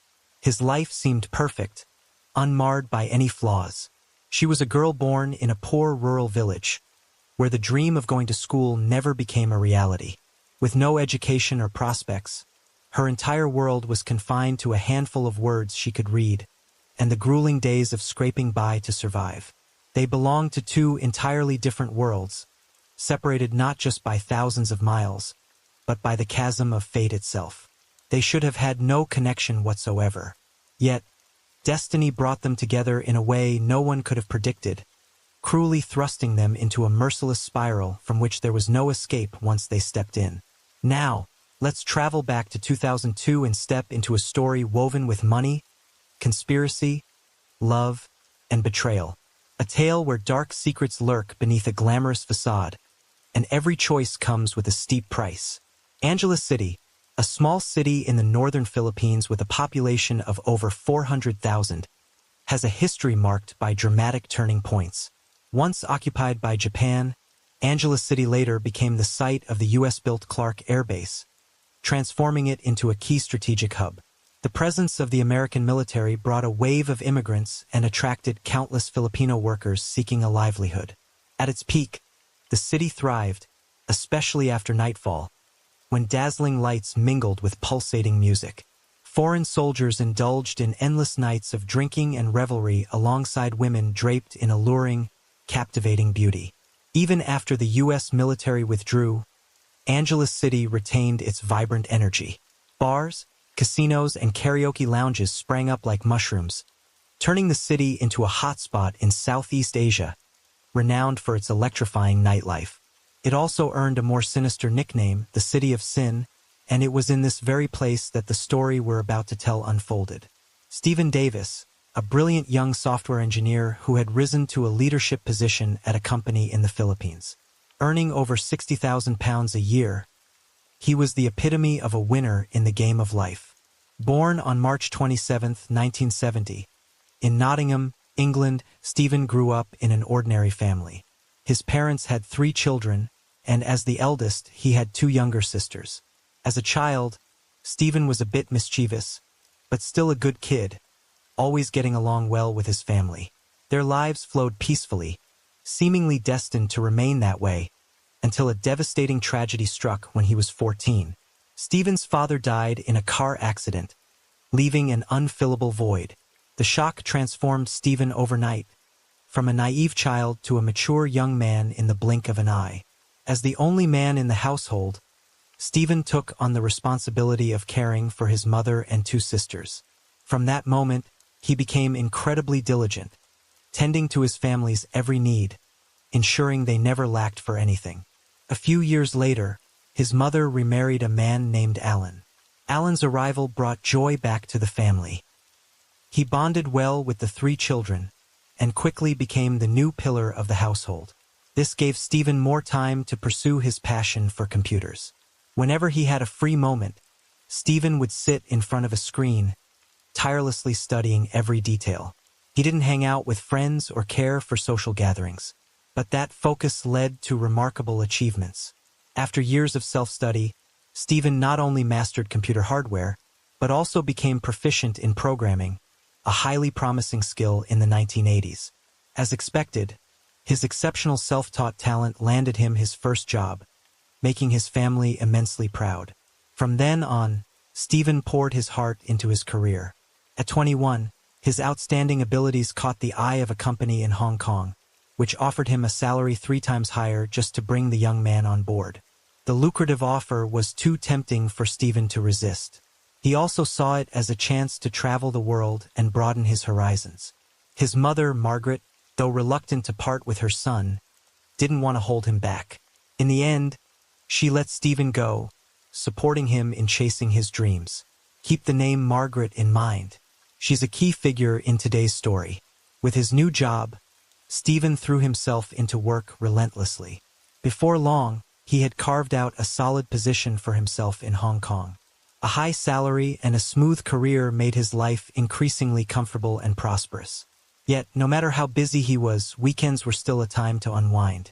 At the time, the wealthy elite often chose Angeles City as their playground. As mentioned earlier, the city was notorious for having Southeast Asia's largest red light district, brimming with casinos, bars, karaoke lounges, and countless entertainment services, all at very affordable prices. Stephen and his colleagues were no exception. They often visited on weekends to de-stress. But unlike most who flocked to bars in search of women, Stephen had a different passion, soaring through the skies. He was particularly enamored with powered paragliding, to the point of joining a flying club in Angeles City. Whenever he had time, he'd head there, strap into his paraglider, and take off into the sky, reveling in the absolute freedom of flight. One night, Stephen stepped into a bar where dim lights illuminated radiant faces, and the music blended with the scent of alcohol in the air. Amid the lively crowd, his gaze suddenly locked onto a youthful, innocent face, the kind he was drawn to. Without hesitation, Stephen approached her, chose her, and took her out for the night. At the time, girls like her were far from rare in Angeles City bars. Most came from impoverished families with no access to education. To survive, they entered this glittering world, dancing for entertainment or selling their bodies for a few coins. Back then, a night of dancing in a bar earned them about £1, while selling their bodies could bring in £5. After a few days together, Stephen became convinced that this girl was the one fate had destined for him. Without a second thought, he paid £500 to buy her freedom from the bar owner. Her name was Evelyn Talagalgan, and she hailed from Dalima Island, a destitute island in the Philippines. There, clean water and electricity were non-existent. Homes were mere thatched huts, and having food was a luxury, let alone education. Driven by poverty, girls in the village grew up dreaming of working in bars, hoping one day a wealthy man would notice them, turning them from sparrows into phoenixes, changing their fate and that of their families. Evelyn left home at 13, heading alone to the bustling Angeles City. She worked as a dancer in a bar, earning a meager £1 a day, but it was still better than life back home. At least she had food and nice clothes to wear. Like many other girls, she longed for the day a wealthy, blue-eyed, blonde-haired foreigner would appear to rescue her from this life. Evelyn believed she was incredibly lucky to have met Stephen. To her, he was the ideal partner, young, handsome, kind, and deeply devoted to her. Most importantly, he was rich, exactly the kind of man she had always dreamed of. Throughout their time together, Evelyn was obedient, gentle, and knew how to charm and show affection, which delighted Stephen. The more time they spent together, the deeper he fell for her, to the point of entertaining a wild idea, marrying her. Though fully aware of this woman's past, Stephen didn't dare tell his parents the whole truth. He only mentioned that Evelyn came from a poor fishing village, had little education, and had worked in a bar. His mother, Margaret, assumed it was just a regular bar like those in England and didn't think much of it. In 1997, Margaret and her husband flew to Hong Kong to visit their son. This was also their first time meeting their daughter-in-law, Evelyn. Though Evelyn behaved politely and respectfully, after a few days, Margaret found herself unable to warm to the girl. The gap between her son and Evelyn was too vast. One was a high-level computer expert, the other barely educated, hardly able to read or write. They had nothing in common to talk about, as if they came from two entirely different worlds. But there was little she could do. Her son treated Evelyn like a treasure, and Margaret didn't feel it was her place to interfere. She could only let things be, hoping the two would find happiness together.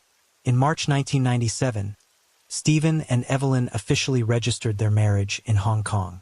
At the time, Evelyn was only 17, too young to legally marry, so she borrowed her older sister's identification documents, falsifying her age to claim she was 21.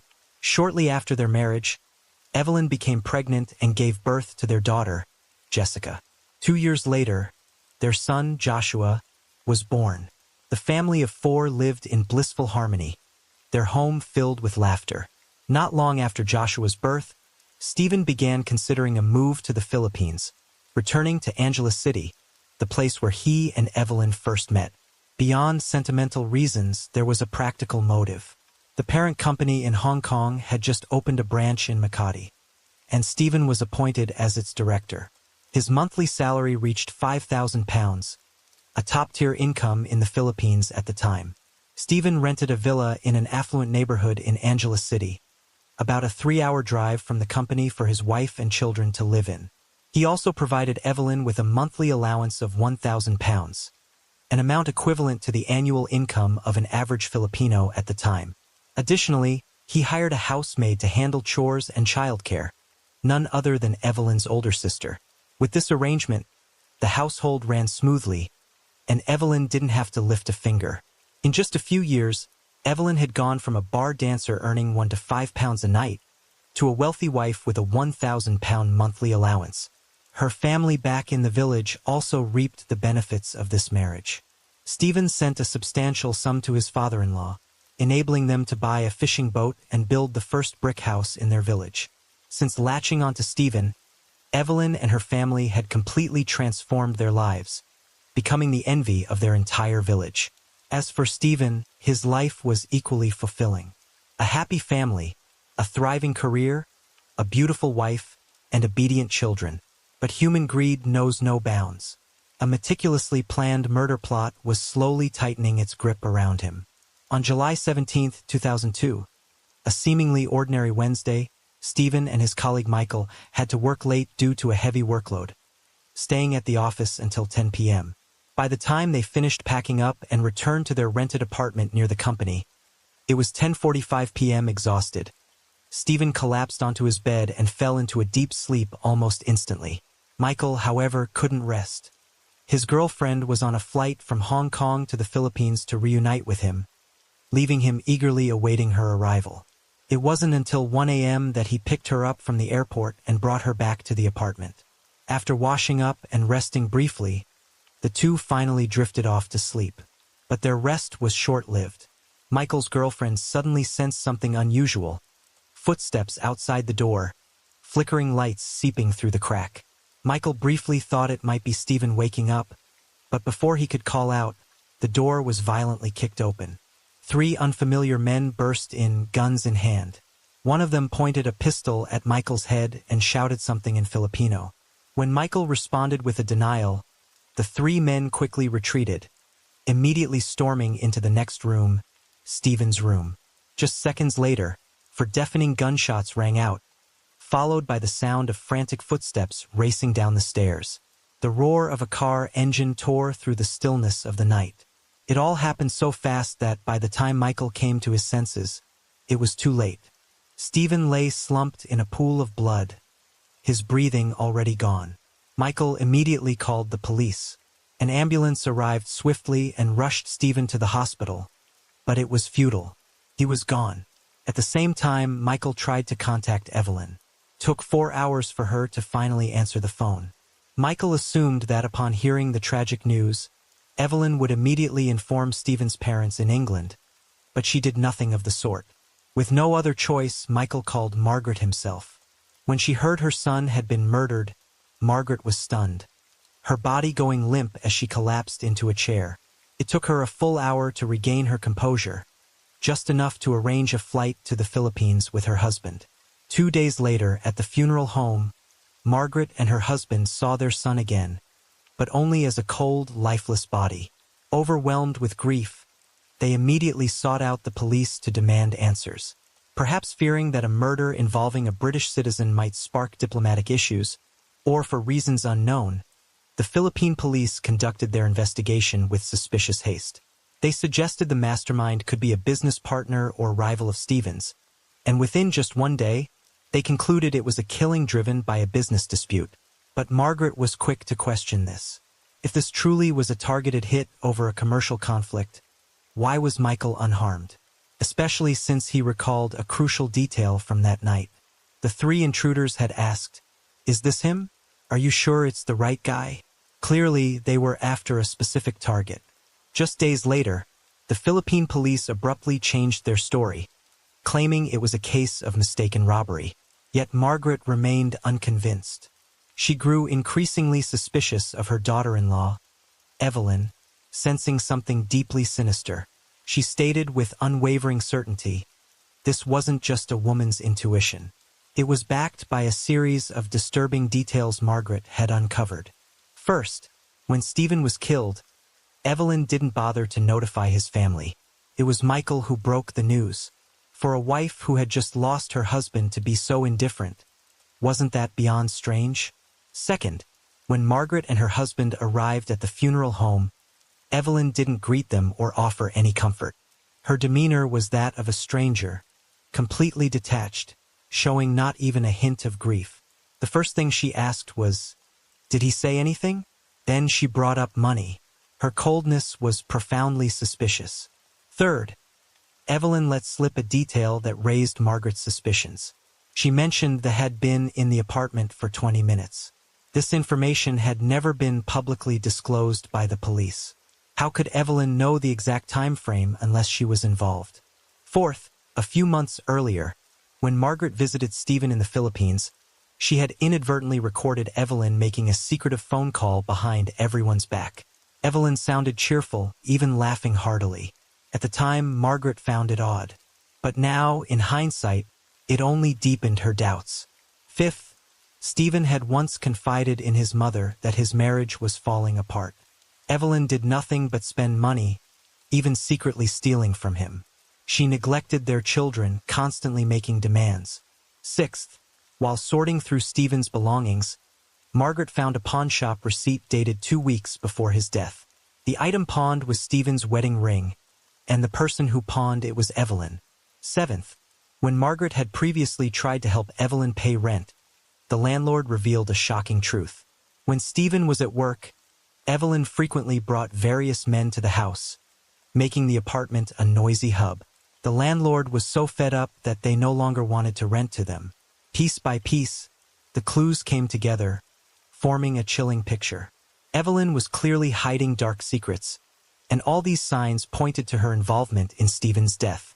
But when Margaret brought her suspicions to the Philippine police, they were utterly dismissive.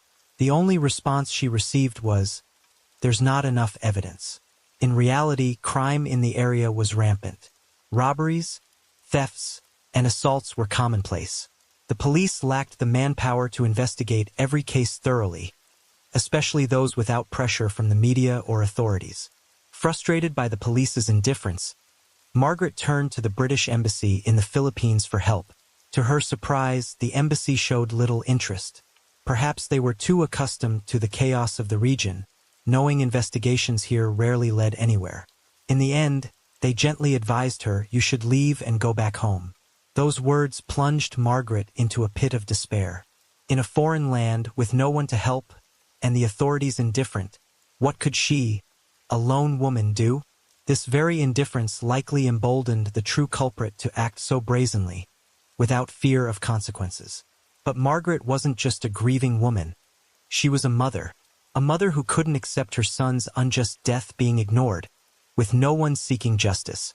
Even if the whole world turned its back, even if she stood alone, Margaret vowed to uncover the truth, so her son could rest in peace.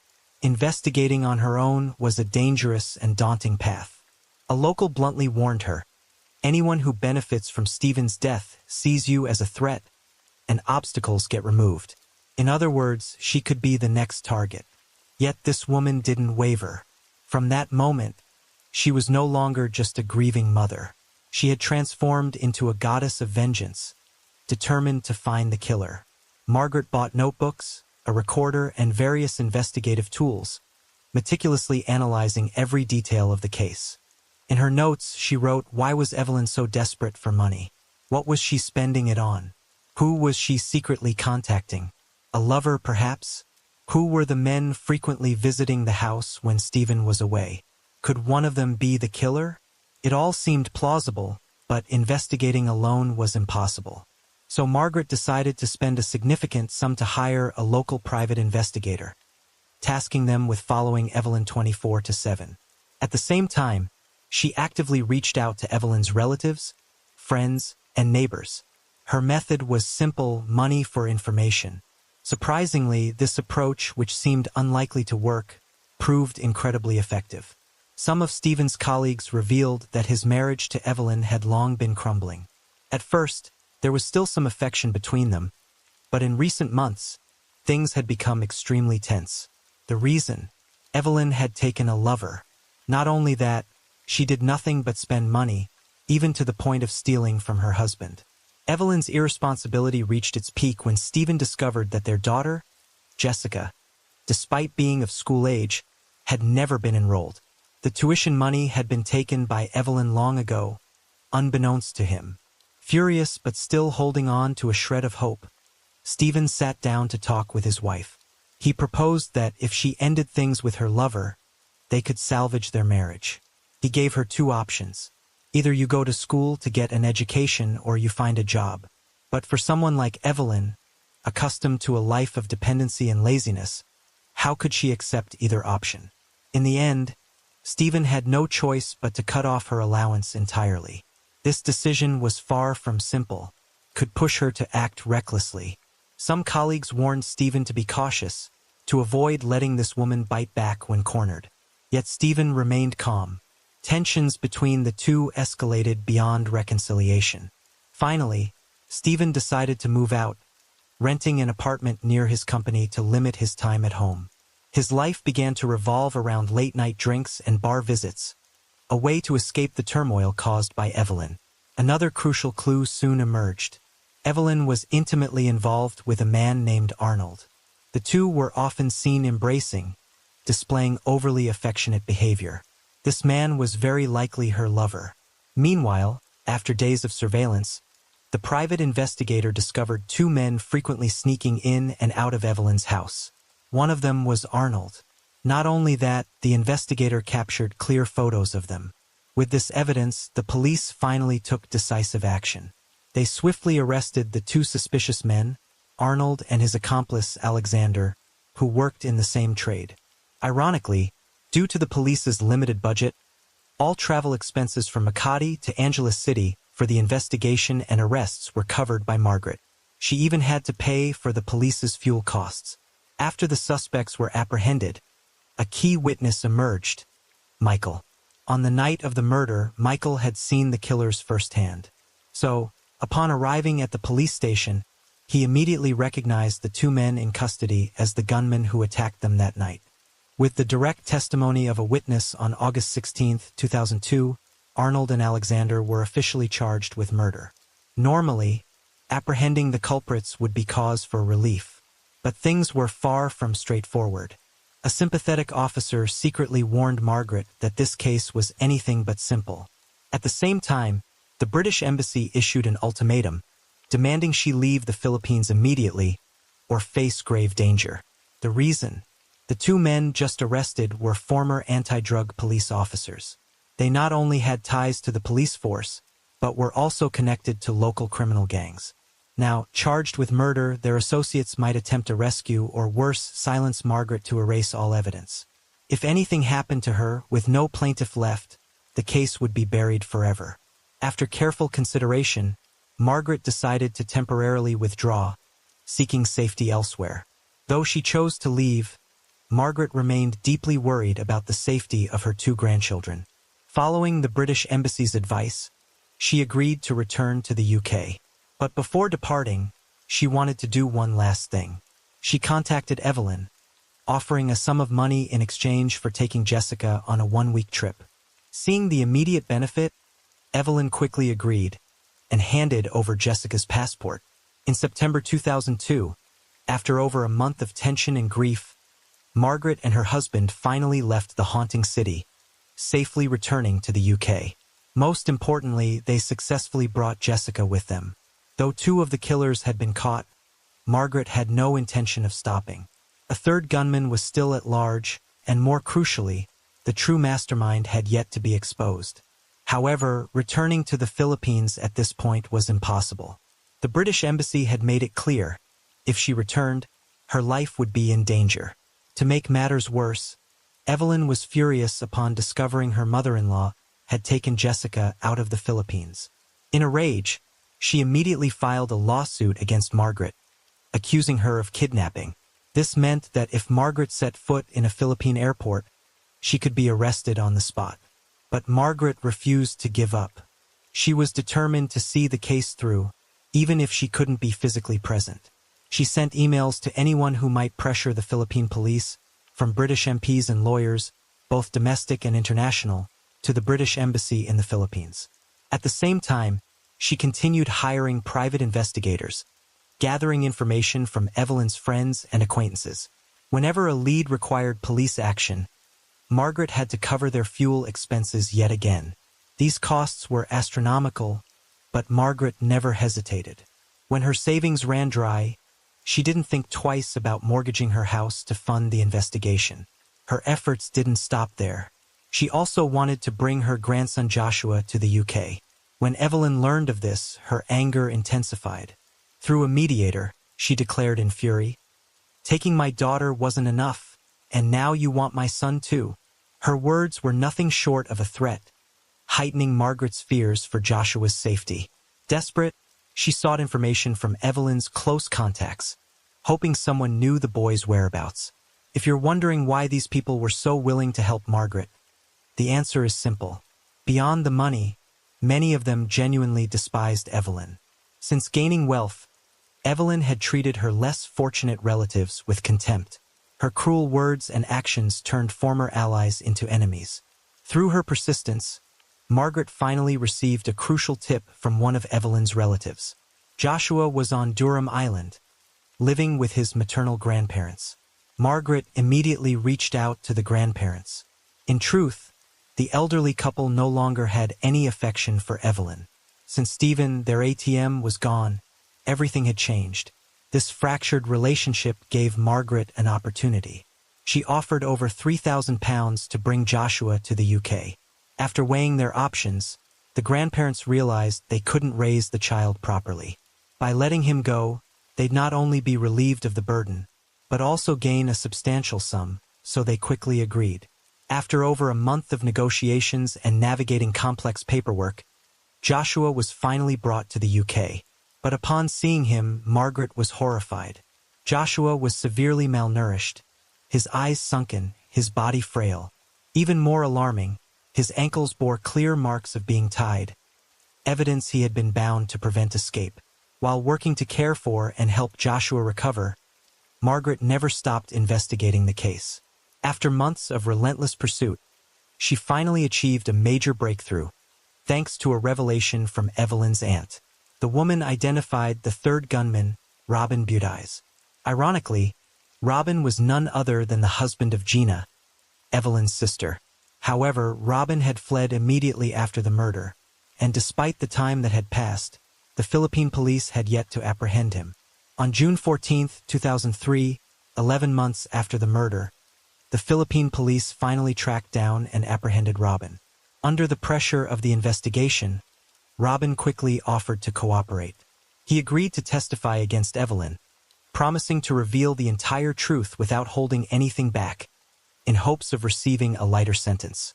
According to Robin's testimony, he admitted to directly participating in Stephen's murder, but the mastermind pulling the strings was none other than Evelyn. It was Evelyn who guided the group, providing the key to the apartment. During the attack, she didn't leave. She sat in the car downstairs. After it was over, Evelyn repeatedly warned Robin and his accomplices to stay silent, forbidding them from breathing a word to anyone. And her motive for orchestrating it all? Money. Evelyn had bragged to Robin about her husband's wealth, boasting that he owned property in the UK and had a substantial life insurance policy. If Stephen died, she would inherit a massive fortune. In November 2003, with Robin's testimony, the trial of Arnold and Alexander, who had been detained for 14 months, finally commenced. At the trial, Gina, Evelyn's sister, also testified. She confirmed that her sister had an ambiguous relationship with Arnold, and Evelyn herself had admitted it to her. Not only that, Evelyn had been financially supporting Arnold, buying him a motorcycle and renting a house for him. Evelyn had declared that once Stephen was dealt with and she had the money, she and Arnold could be together freely. These statements perfectly aligned with Robin's earlier confession, further solidifying the evidence against the two defendants. In the end, Arnold and Alexander were convicted of murder and sentenced to 30 years in prison without parole. They were also fined 50,000 pesos, an amount to be paid to Stephen's children as compensation. Robin, however, escaped imprisonment by agreeing to testify and fully confessing the truth. Now only Evelyn remained at large. The police issued a warrant for her arrest, but finding her was no easy task.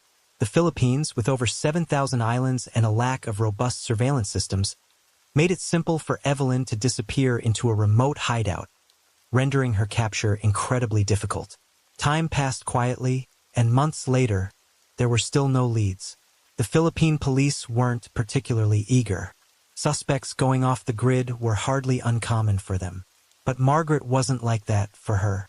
As long as the mastermind behind her son's murder remained free, she could never find peace. Finally, at 6:30 p.m. on February 17, 2004, the police located Evelyn. She was hiding in a remote village in Zambales province, surviving with the help of a friend. She was immediately escorted back to Makati.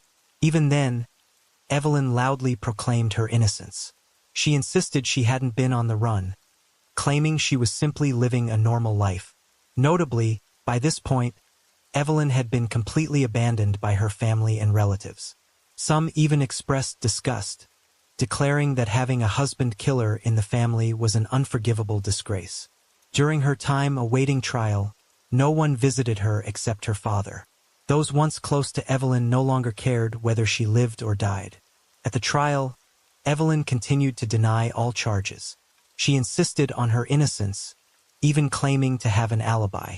But all her defenses were futile.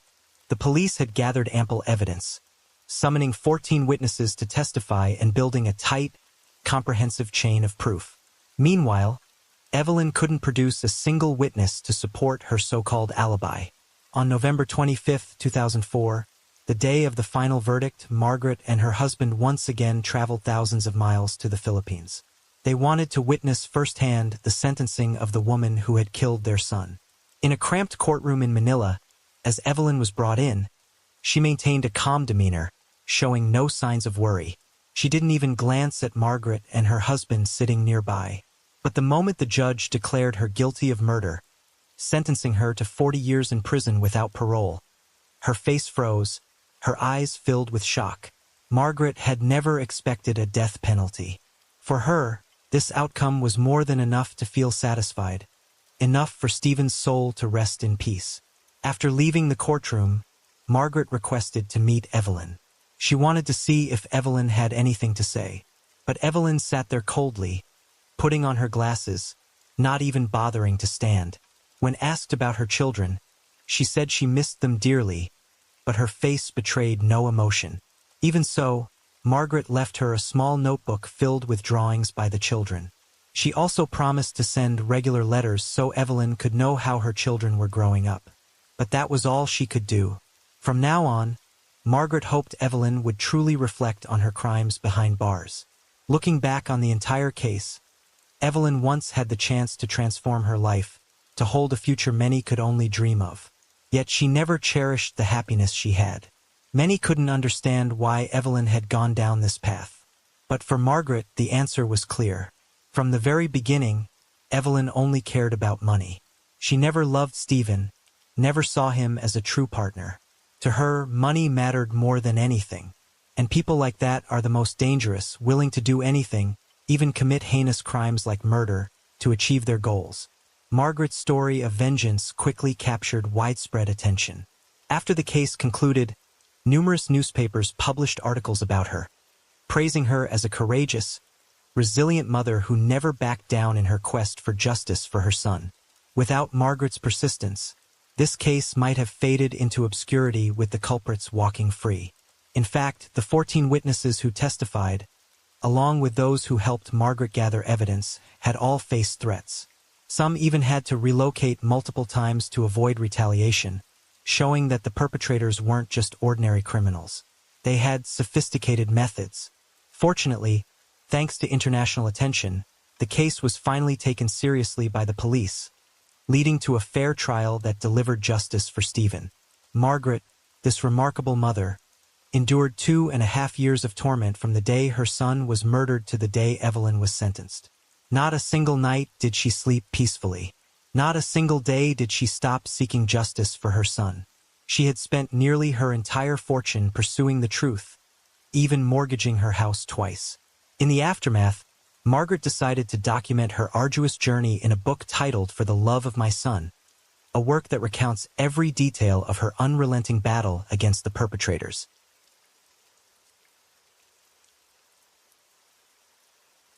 Story 6. In 2023, a South Korean drama series titled The Glory took the world by storm. The show chronicles the bitter yet fiercely intense journey of a victim seeking revenge after years of enduring abuse. One unforgettable scene left a lasting impression on viewers: the moment when Park Hyun-jin, a former bully now working as a weather presenter, shamelessly humiliates a junior colleague. With arrogance, she declares that no matter how youthful someone might be, those scraping by on meager salaries could never compare to someone with a solid financial backing like herself. Little did anyone expect that 2 years later, this scene would resurface in a chilling way, no longer just a fictional plot on screen. In early 2025, South Korea was rocked by the news of a female weather presenter who took her own life due to workplace bullying. As the story unraveled, the public was stunned to realize that the shadow of Park Hyun-jin from The Glory wasn't just a tale on screen. It had come to life in the real world. The weather presenter in question was Oh Yeona. She was born in Gwangju, South Korea, raised by a single mother in a modest household. From a young age, Oh Yeona harbored a dream of shining on television. Each time she saw glamorous celebrities on screen, she yearned to one day become the center of attention herself. At 19, she began auditioning for various entertainment companies. With her striking appearance and impressive physique, she consistently won awards and eventually became an idol trainee. But that world was far from the dazzling fantasy she had imagined. Grueling training sessions and strict diets left Oh Yeona physically and mentally exhausted. Ultimately, she decided to abandon her path to becoming an idol. Yet her dream of appearing on television never faded. She continued her education, tirelessly honing her skills through beauty pageants and modeling gigs, preparing herself for the opportunity of a lifetime. The year 2021 marked the greatest turning point in Oh Yeona's life. She boldly applied for a weather presenter position at MBC, one of South Korea's 3 major broadcasting networks. Despite lacking a relevant degree or experience, her radiant beauty and relentless determination helped her excel through rigorous tests and interviews, securing her dream role. In a vlog capturing that unforgettable moment, Oh Yeona joyfully shared the news of her acceptance with her mother. The two embraced, tears of happiness streaming down their faces. But Oh Yeona could never have imagined that this wasn't the beginning of a radiant dream. It was the gateway to a nightmare. Just 3 years later, she would end her own life, putting a tragic full stop to months of darkness with no way out. After joining MBC in 2021, Oh Yeona quickly seized her chance to shine. She was assigned to deliver the weather forecast during primetime and even represented the network's meteorologists on the popular entertainment show, You Quiz on the Block, a talk show where Song Hye-kyo had recently appeared, leaving behind a string of memorable quotes. Despite a packed schedule of radio, television, and filming commitments for the network, Oh Yeona diligently kept up with her personal vlog. Her bright, genuine, and unpretentious personality endeared her to audiences more with each passing day. Just as viewers eagerly anticipated seeing more of her on air, she vanished without a trace. No one saw the young woman on weather broadcasts anymore. Her social media accounts fell silent, with no updates to be found. It wasn't until December 2024 that the public learned the devastating truth. Oh Yeona had passed away in September, 3 months earlier, at the age of 28, South Korea was left reeling, mourning the untimely loss of a rising talent. But exactly 1 month later, an explosive exclusive report broke, sending shockwaves through the nation. Oh Yoona hadn't died in an accident or from illness. She had taken her own life after years of enduring relentless oppression and bullying in her workplace. According to media reports, as her family sorted through her belongings, they discovered a 17-page note, roughly 2,750 words, laying bare the anguish the young woman had suffered in a toxic work environment. The words were a raw outpouring of despair, torment, and an overwhelming sense of helplessness she had suppressed for far too long. In a publicly released excerpt of her suicide note, Oh Yoona wrote, in her letter, Oh Yoona also exposed the systematic oppression she faced from her seniors at the weather station, who had turned her life into an unending nightmare. Awful I looked when I first started reading the news. Nervous, flustered, everyone could see it, and every time I slipped up, the criticism was merciless. Because I was suddenly assigned to host the early morning show without enough money for a taxi, I had to sleep at the station for 3 months straight just to make it to work on time. But did anyone ever care about what I was going through? After gathering her diaries, suicide note, and chat messages, Oh Yoana's family publicly denounced the cruel oppression she had endured from her seniors at the weather station. It was this unrelenting pressure that had driven her into severe depression, ultimately leading her to take her own life. Determined to seek justice for their daughter, her family filed a civil lawsuit against Senior A, one of the individuals who had tormented Oh Yoana the most. According to Oh Yoana's mother, the ordeal began in September 2021. At the time, Senior A repeatedly arrived late, causing disruptions to the broadcast schedule. To address the issue, the team leader decided to have Oh Yoana, a newcomer who had only been at the station for 4 months, take over the weather forecast segment in Senior A's place. For a young broadcaster, this was a golden opportunity, but it also marked the moment she became an outcast. From that point on, Oh Yoana became a target in the eyes of her seniors. They saw her as an upstart who had overstepped, someone who deserved to be put in her place, and that moment marked the beginning of the 3-year hell she would endure. In March 2022, the team leader who had once shielded Oh Yoana was transferred to another department. From that moment on, those who had been oppressing her no longer felt the need to hide their actions.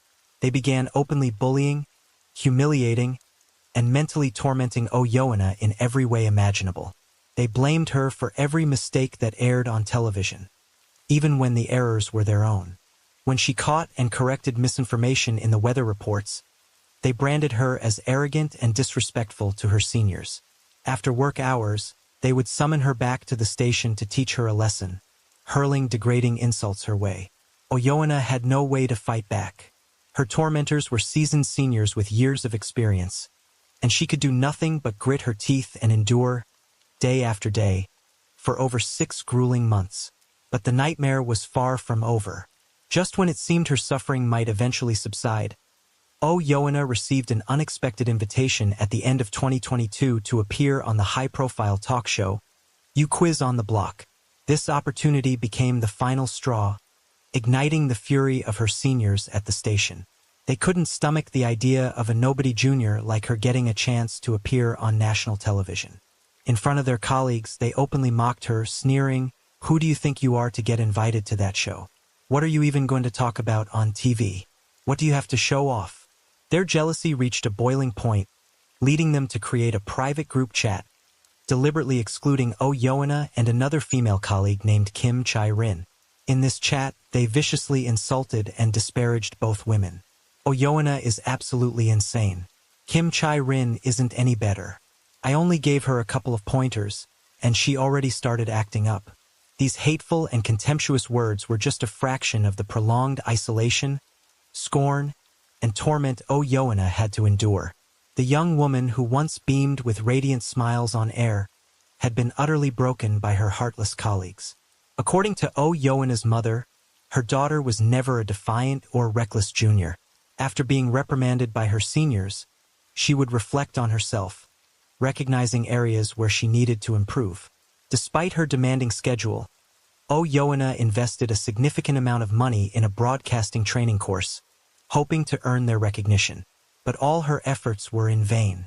No matter how hard she tried, her seniors' attitudes never softened. The gap between them didn't close. It only widened with time.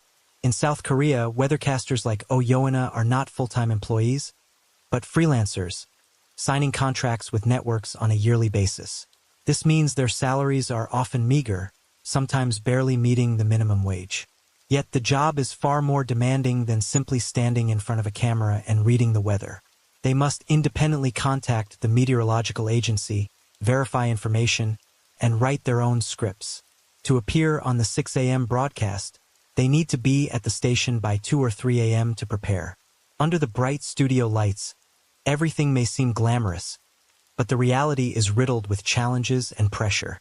A single misstep could lead to immediate dismissal by the network.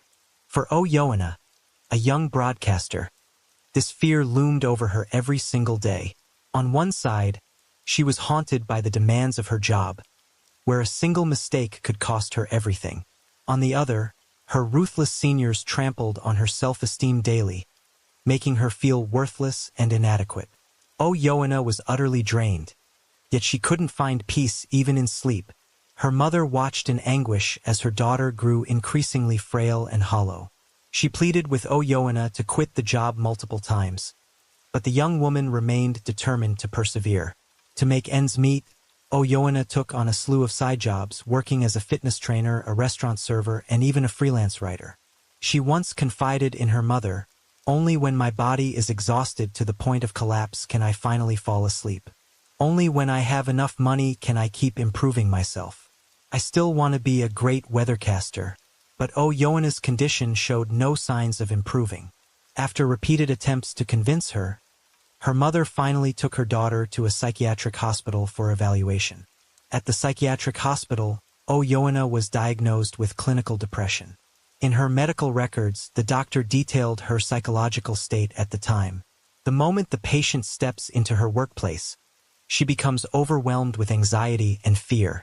Every day she forces herself to endure, apologize, and diminish her own worth to appease her seniors' anger. The patient constantly blames herself, believing she's never good enough and must take responsibility for every mistake. She has lived this way for years. The hospital prescribed sedatives and antidepressants for Yoana. Initially, the medication helped, allowing her to temporarily overcome her sleepless nights. But after a short period, her depressive symptoms worsened significantly. When even sleeping pills couldn't bring her a peaceful night's rest, Yoana turned to alcohol, hoping to momentarily escape her pain. However, this coping mechanism not only failed to ease her suffering but dragged her into a vicious cycle of despair. After drinking, she overslept the next morning, arriving late to work, which forced the production team to scramble for a last-minute replacement. One mistake led to another, and after being reprimanded, she sought solace in sleeping pills and alcohol again, to numb the reality. This downward spiral trapped her in a cycle with no way out. Yoana's vulnerability only fueled her seniors' irritation. One of them, Senior A, didn't hesitate to lash out with venomous words upon seeing Yoana's tear-swollen eyes. This senior berated her for causing the show's director to suspect that bullying was taking place between seniors and juniors. Those harsh words pushed Yoana to the brink of collapse. On September 6, 2024, Yoana decided to end it all. But at that critical moment, an elderly woman passing by intervened just in time to stop her. The police arrived swiftly, persuading her to abandon her plan. When asked for her reason, Yoana softly replied, "Work and life are just too painful. Maybe this way would be easier." Her family, upon learning of the incident, was consumed with worry, fearing she might attempt it again. They pleaded with her to seek inpatient treatment, but Yoana insisted on reassuring them. "I was just too angry at that moment. I'm fine now." She even emphasized that she still had shows to film and advertising contracts to fulfill, promising she wouldn't do anything reckless again. Despite her assurances, the incident left lasting scars. Yoana sustained facial injuries, including damage to her teeth, forcing her to withdraw from a program scheduled to air on September 30th. On the 12th, she posted a photo of her injury diagnosis on Instagram, announcing that she wouldn't be able to appear on the weather broadcast and expressing gratitude to her replacement, Kim Chae-rin. That post would be Oh Yeona's last. 3 days later, the 28-year-old took her life for good. The news of Oh Yeona's passing sent shockwaves through South Korea. Both the media and online communities erupted in outrage, demanding answers from NBC. In a short time, the identities of the 4 seniors who had bullied her were exposed. Lee Hyun-sung, Kim Jae-young, Park Ha-young, and Choi Ah-ri. Oh Yeona's supporters flooded her YouTube channel, leaving messages of condolence and calls for justice. They demanded a thorough police investigation, urging that those responsible for her torment be held accountable under the law. Oh Yeona's family also spoke out, directly questioning NBC. Did the company truly have no knowledge of the bullying Oh Yeona endured at work? Why, after her passing, did the company fail to make an internal announcement and instead blame the family, claiming we didn't want the news to be made public? Oh Yeona's grieving mother released a recording of her final phone call with Lee Hyun-sung. The senior Oh Yeona had once said was the only one she truly trusted. In the call, the mother informed Lee Hyun-sung of Oh Yeona's passing, and Lee expressed sorrow, asking to pay her respects one last time. The mother replied that she could come the next morning or in the evening, as the family hadn't told anyone yet. She explained that Yeona had been under immense pressure from senior A, which left her deeply despondent, constantly saying she didn't want to live anymore. Yeona had also shown signs of alcohol dependency, a stark contrast to the girl who, before this, didn't even know how to drink. Every morning, the mother prayed that Senior A would find a good family and get married soon, hoping she would stop tormenting Yeona. Poor Yeona had tried so hard, but in the end, her efforts were in vain. She was gone. Believing her daughter had placed absolute trust in Lee Hyun-sung, Oh Yeona's mother personally called NBC's weather department to break the tragic news. But she never could have imagined that the person her daughter saw as a pillar of support was, in fact, one of those who had quietly driven her into the depths of despair. Among the 4 who oppressed Oh Yeona, Park Ha-young and Choi Ah-ri were the ones who openly berated her, while Lee Hyun-sung and Kim Jae-young played the role of the good guys. They maintained a friendly facade, but subtly manipulated the group chat's atmosphere, creating a terrifying sense of isolation. Perhaps that's why, even on the day of Oh Yeona's funeral, neither of them showed up. Online communities, after analyzing the recorded phone call, quickly noticed something off. Despite repeatedly saying, "What should we do?" in feigning distress, Lee Hyun-sung's voice showed no trace of genuine sorrow or a choked-up tone from start to finish. Notably, when Oh Yeona's mother mentioned her daughter's depression caused by the pressure from Senior A, Lee Hyun-sung swiftly changed the subject, completely dodging the topic. What enraged the public even more was a moment at the 4.05 mark in the recording. A strange sound, a distinct slurping noise through a straw. If Lee Hyun-sung was truly heartbroken, could she have so casually sipped a drink while hearing about Oh Yeona's passing? This small detail sparked countless questions about her true feelings toward Oh Yeona's death. Even more infuriating, on the very day Oh Yeona's mother called to share the tragic news, NBC's internal channels made no announcement about her passing. Instead, they immediately moved to control the narrative, instructing employees to stay silent. It seemed the leadership realized that if this news spread, rumors of Oh Yeona's workplace abuse would explode, plunging NBC into a severe PR crisis. Yet, in response to the family's pointed questions, NBC's reply was shockingly arrogant. They claimed that during her 3 years as a freelancer, Oh Yeona had never reported any bullying to her superiors, and thus the company was completely unaware of the situation. This statement was not only irresponsible, but chillingly there was no apology, no shred of empathy for Oh Yeona or her family. Instead, they deflected blame outward, even offering an absurd argument that a political force might be behind the incident, attempting to tarnish NBC's reputation. But what outraged the public most was NBC's complicity with the 4 accused individuals. Despite the scandal erupting and the public's seething anger, all 4 continued to appear on daily broadcasts, smiling brightly as if nothing had happened. This silence and complicity became the final straw. Viewers flooded the personal pages of the four accused individuals and NBC's official website, leaving a barrage of scathing comments. They declared they would never accept seeing those accused of harming their colleague continue to appear on air as if nothing had happened. They demanded justice, and this time they were determined to see it through. Public outrage continued to escalate. Citizens vowed that if NBC didn't take clear action, they would boycott all of the network's programs. The issue gained such traction that even South Korea's political sphere took notice, with officials calling on NBC to investigate the truth behind Oh Yoon-ah's death. Under mounting pressure from the public, on January 31st, NBC was forced to shift its stance. They announced the formation of a truth investigation committee, chaired by an external expert, pledging to address the questions surrounding Oh Yoon-ah's case. They also stated they would meet directly with the victim's family to discuss the matter. But just days after the investigation was announced, posts with titles like Oh Yoon-ah's attendance records and Oh Yoon-ah's moral character began surfacing on various online forums.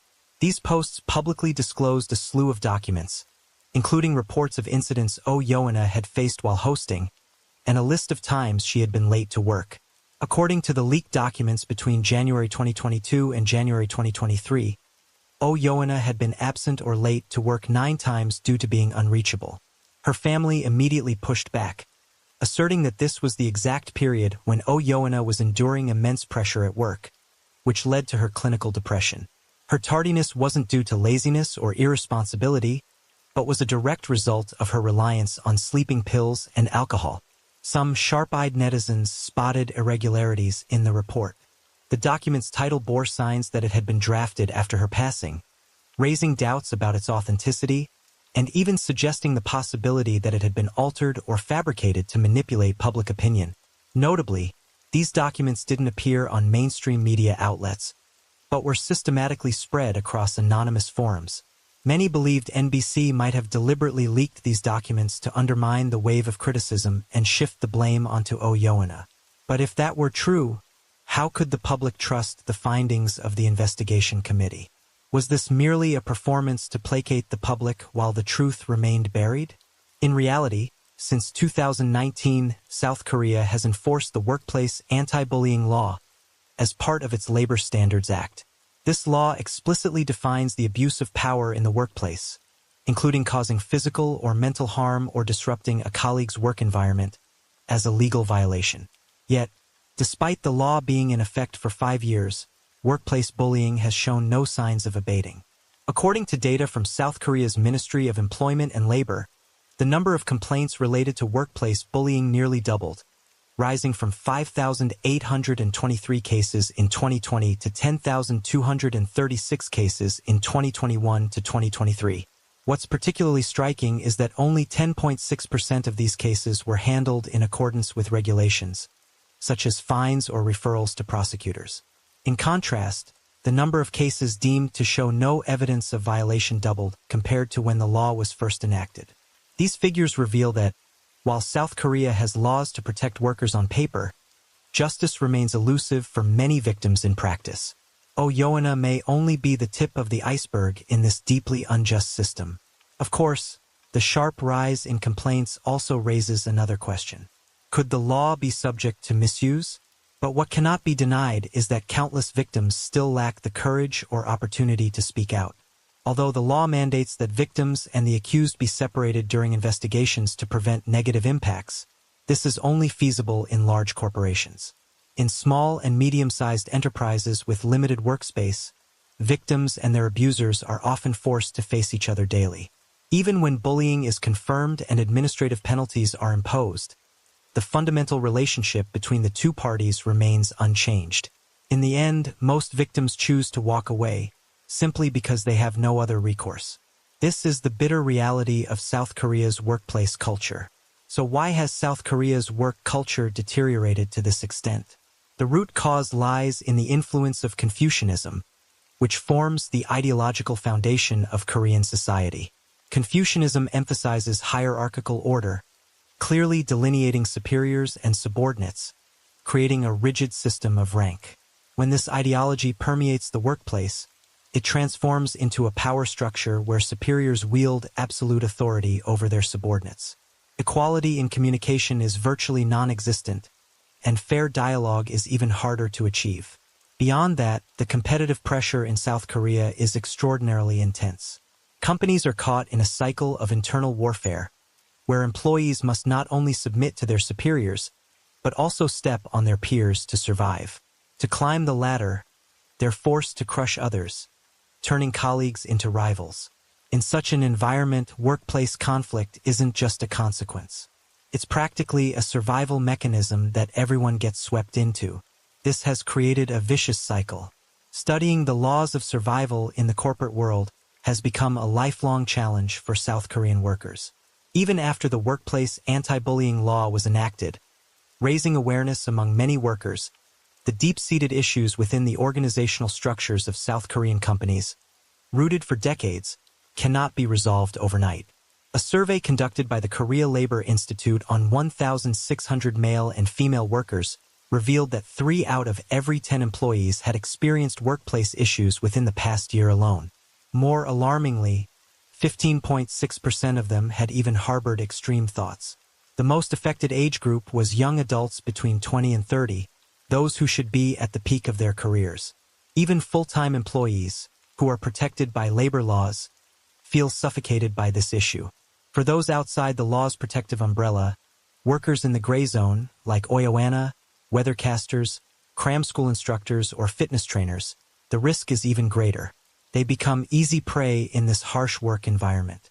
While they also sign freelance contracts, they aren't recognized as workers under South Korea's Labor Standards Act, leaving them with virtually no legal rights. When harmed, they have nowhere to turn for help, and no mechanisms exist to protect them. This makes them the most vulnerable group in such a cutthroat workplace. Oyoana's case drew significant attention due to the nature of her profession. But in reality, countless others are enduring the same nightmares she did. They simply lack the chance for their voices to be heard. On February 7th, the People Power Party held a meeting at the National Assembly to review the Ministry of Employment and Labor's preliminary investigation into Oyoana's passing and to discuss legislative measures to support workers. During the meeting, Assemblyman Kwon Se-yong-dong declared, "This case once again highlights the severity of workplace bullying." The National Assembly proposed a comprehensive investigation into both NBC and the Ministry of Employment and Labor, while also advocating for a special law to prevent such incidents from affecting freelance workers. But as Oyoana herself wrote in her heart-wrenching suicide note, "Why didn't anyone care about me? Why didn't anyone listen to me?" Perhaps she didn't choose to leave this world as an escape, but rather as a desperate tragic plea to finally be heard, to ensure her voice would no longer be ignored in the deafening silence of a society that had failed her. Yet, if her passing cannot bring about real change in the system and workplace culture, it's all too likely that in the future, more individuals like Oyoana will find themselves walking the same path of despair.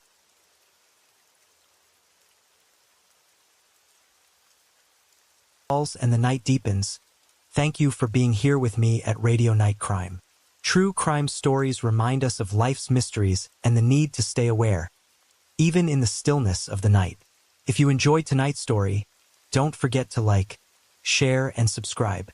Let the sound of the rain lull you to sleep, and until next time, stay safe, stay curious, and let the night keep you company.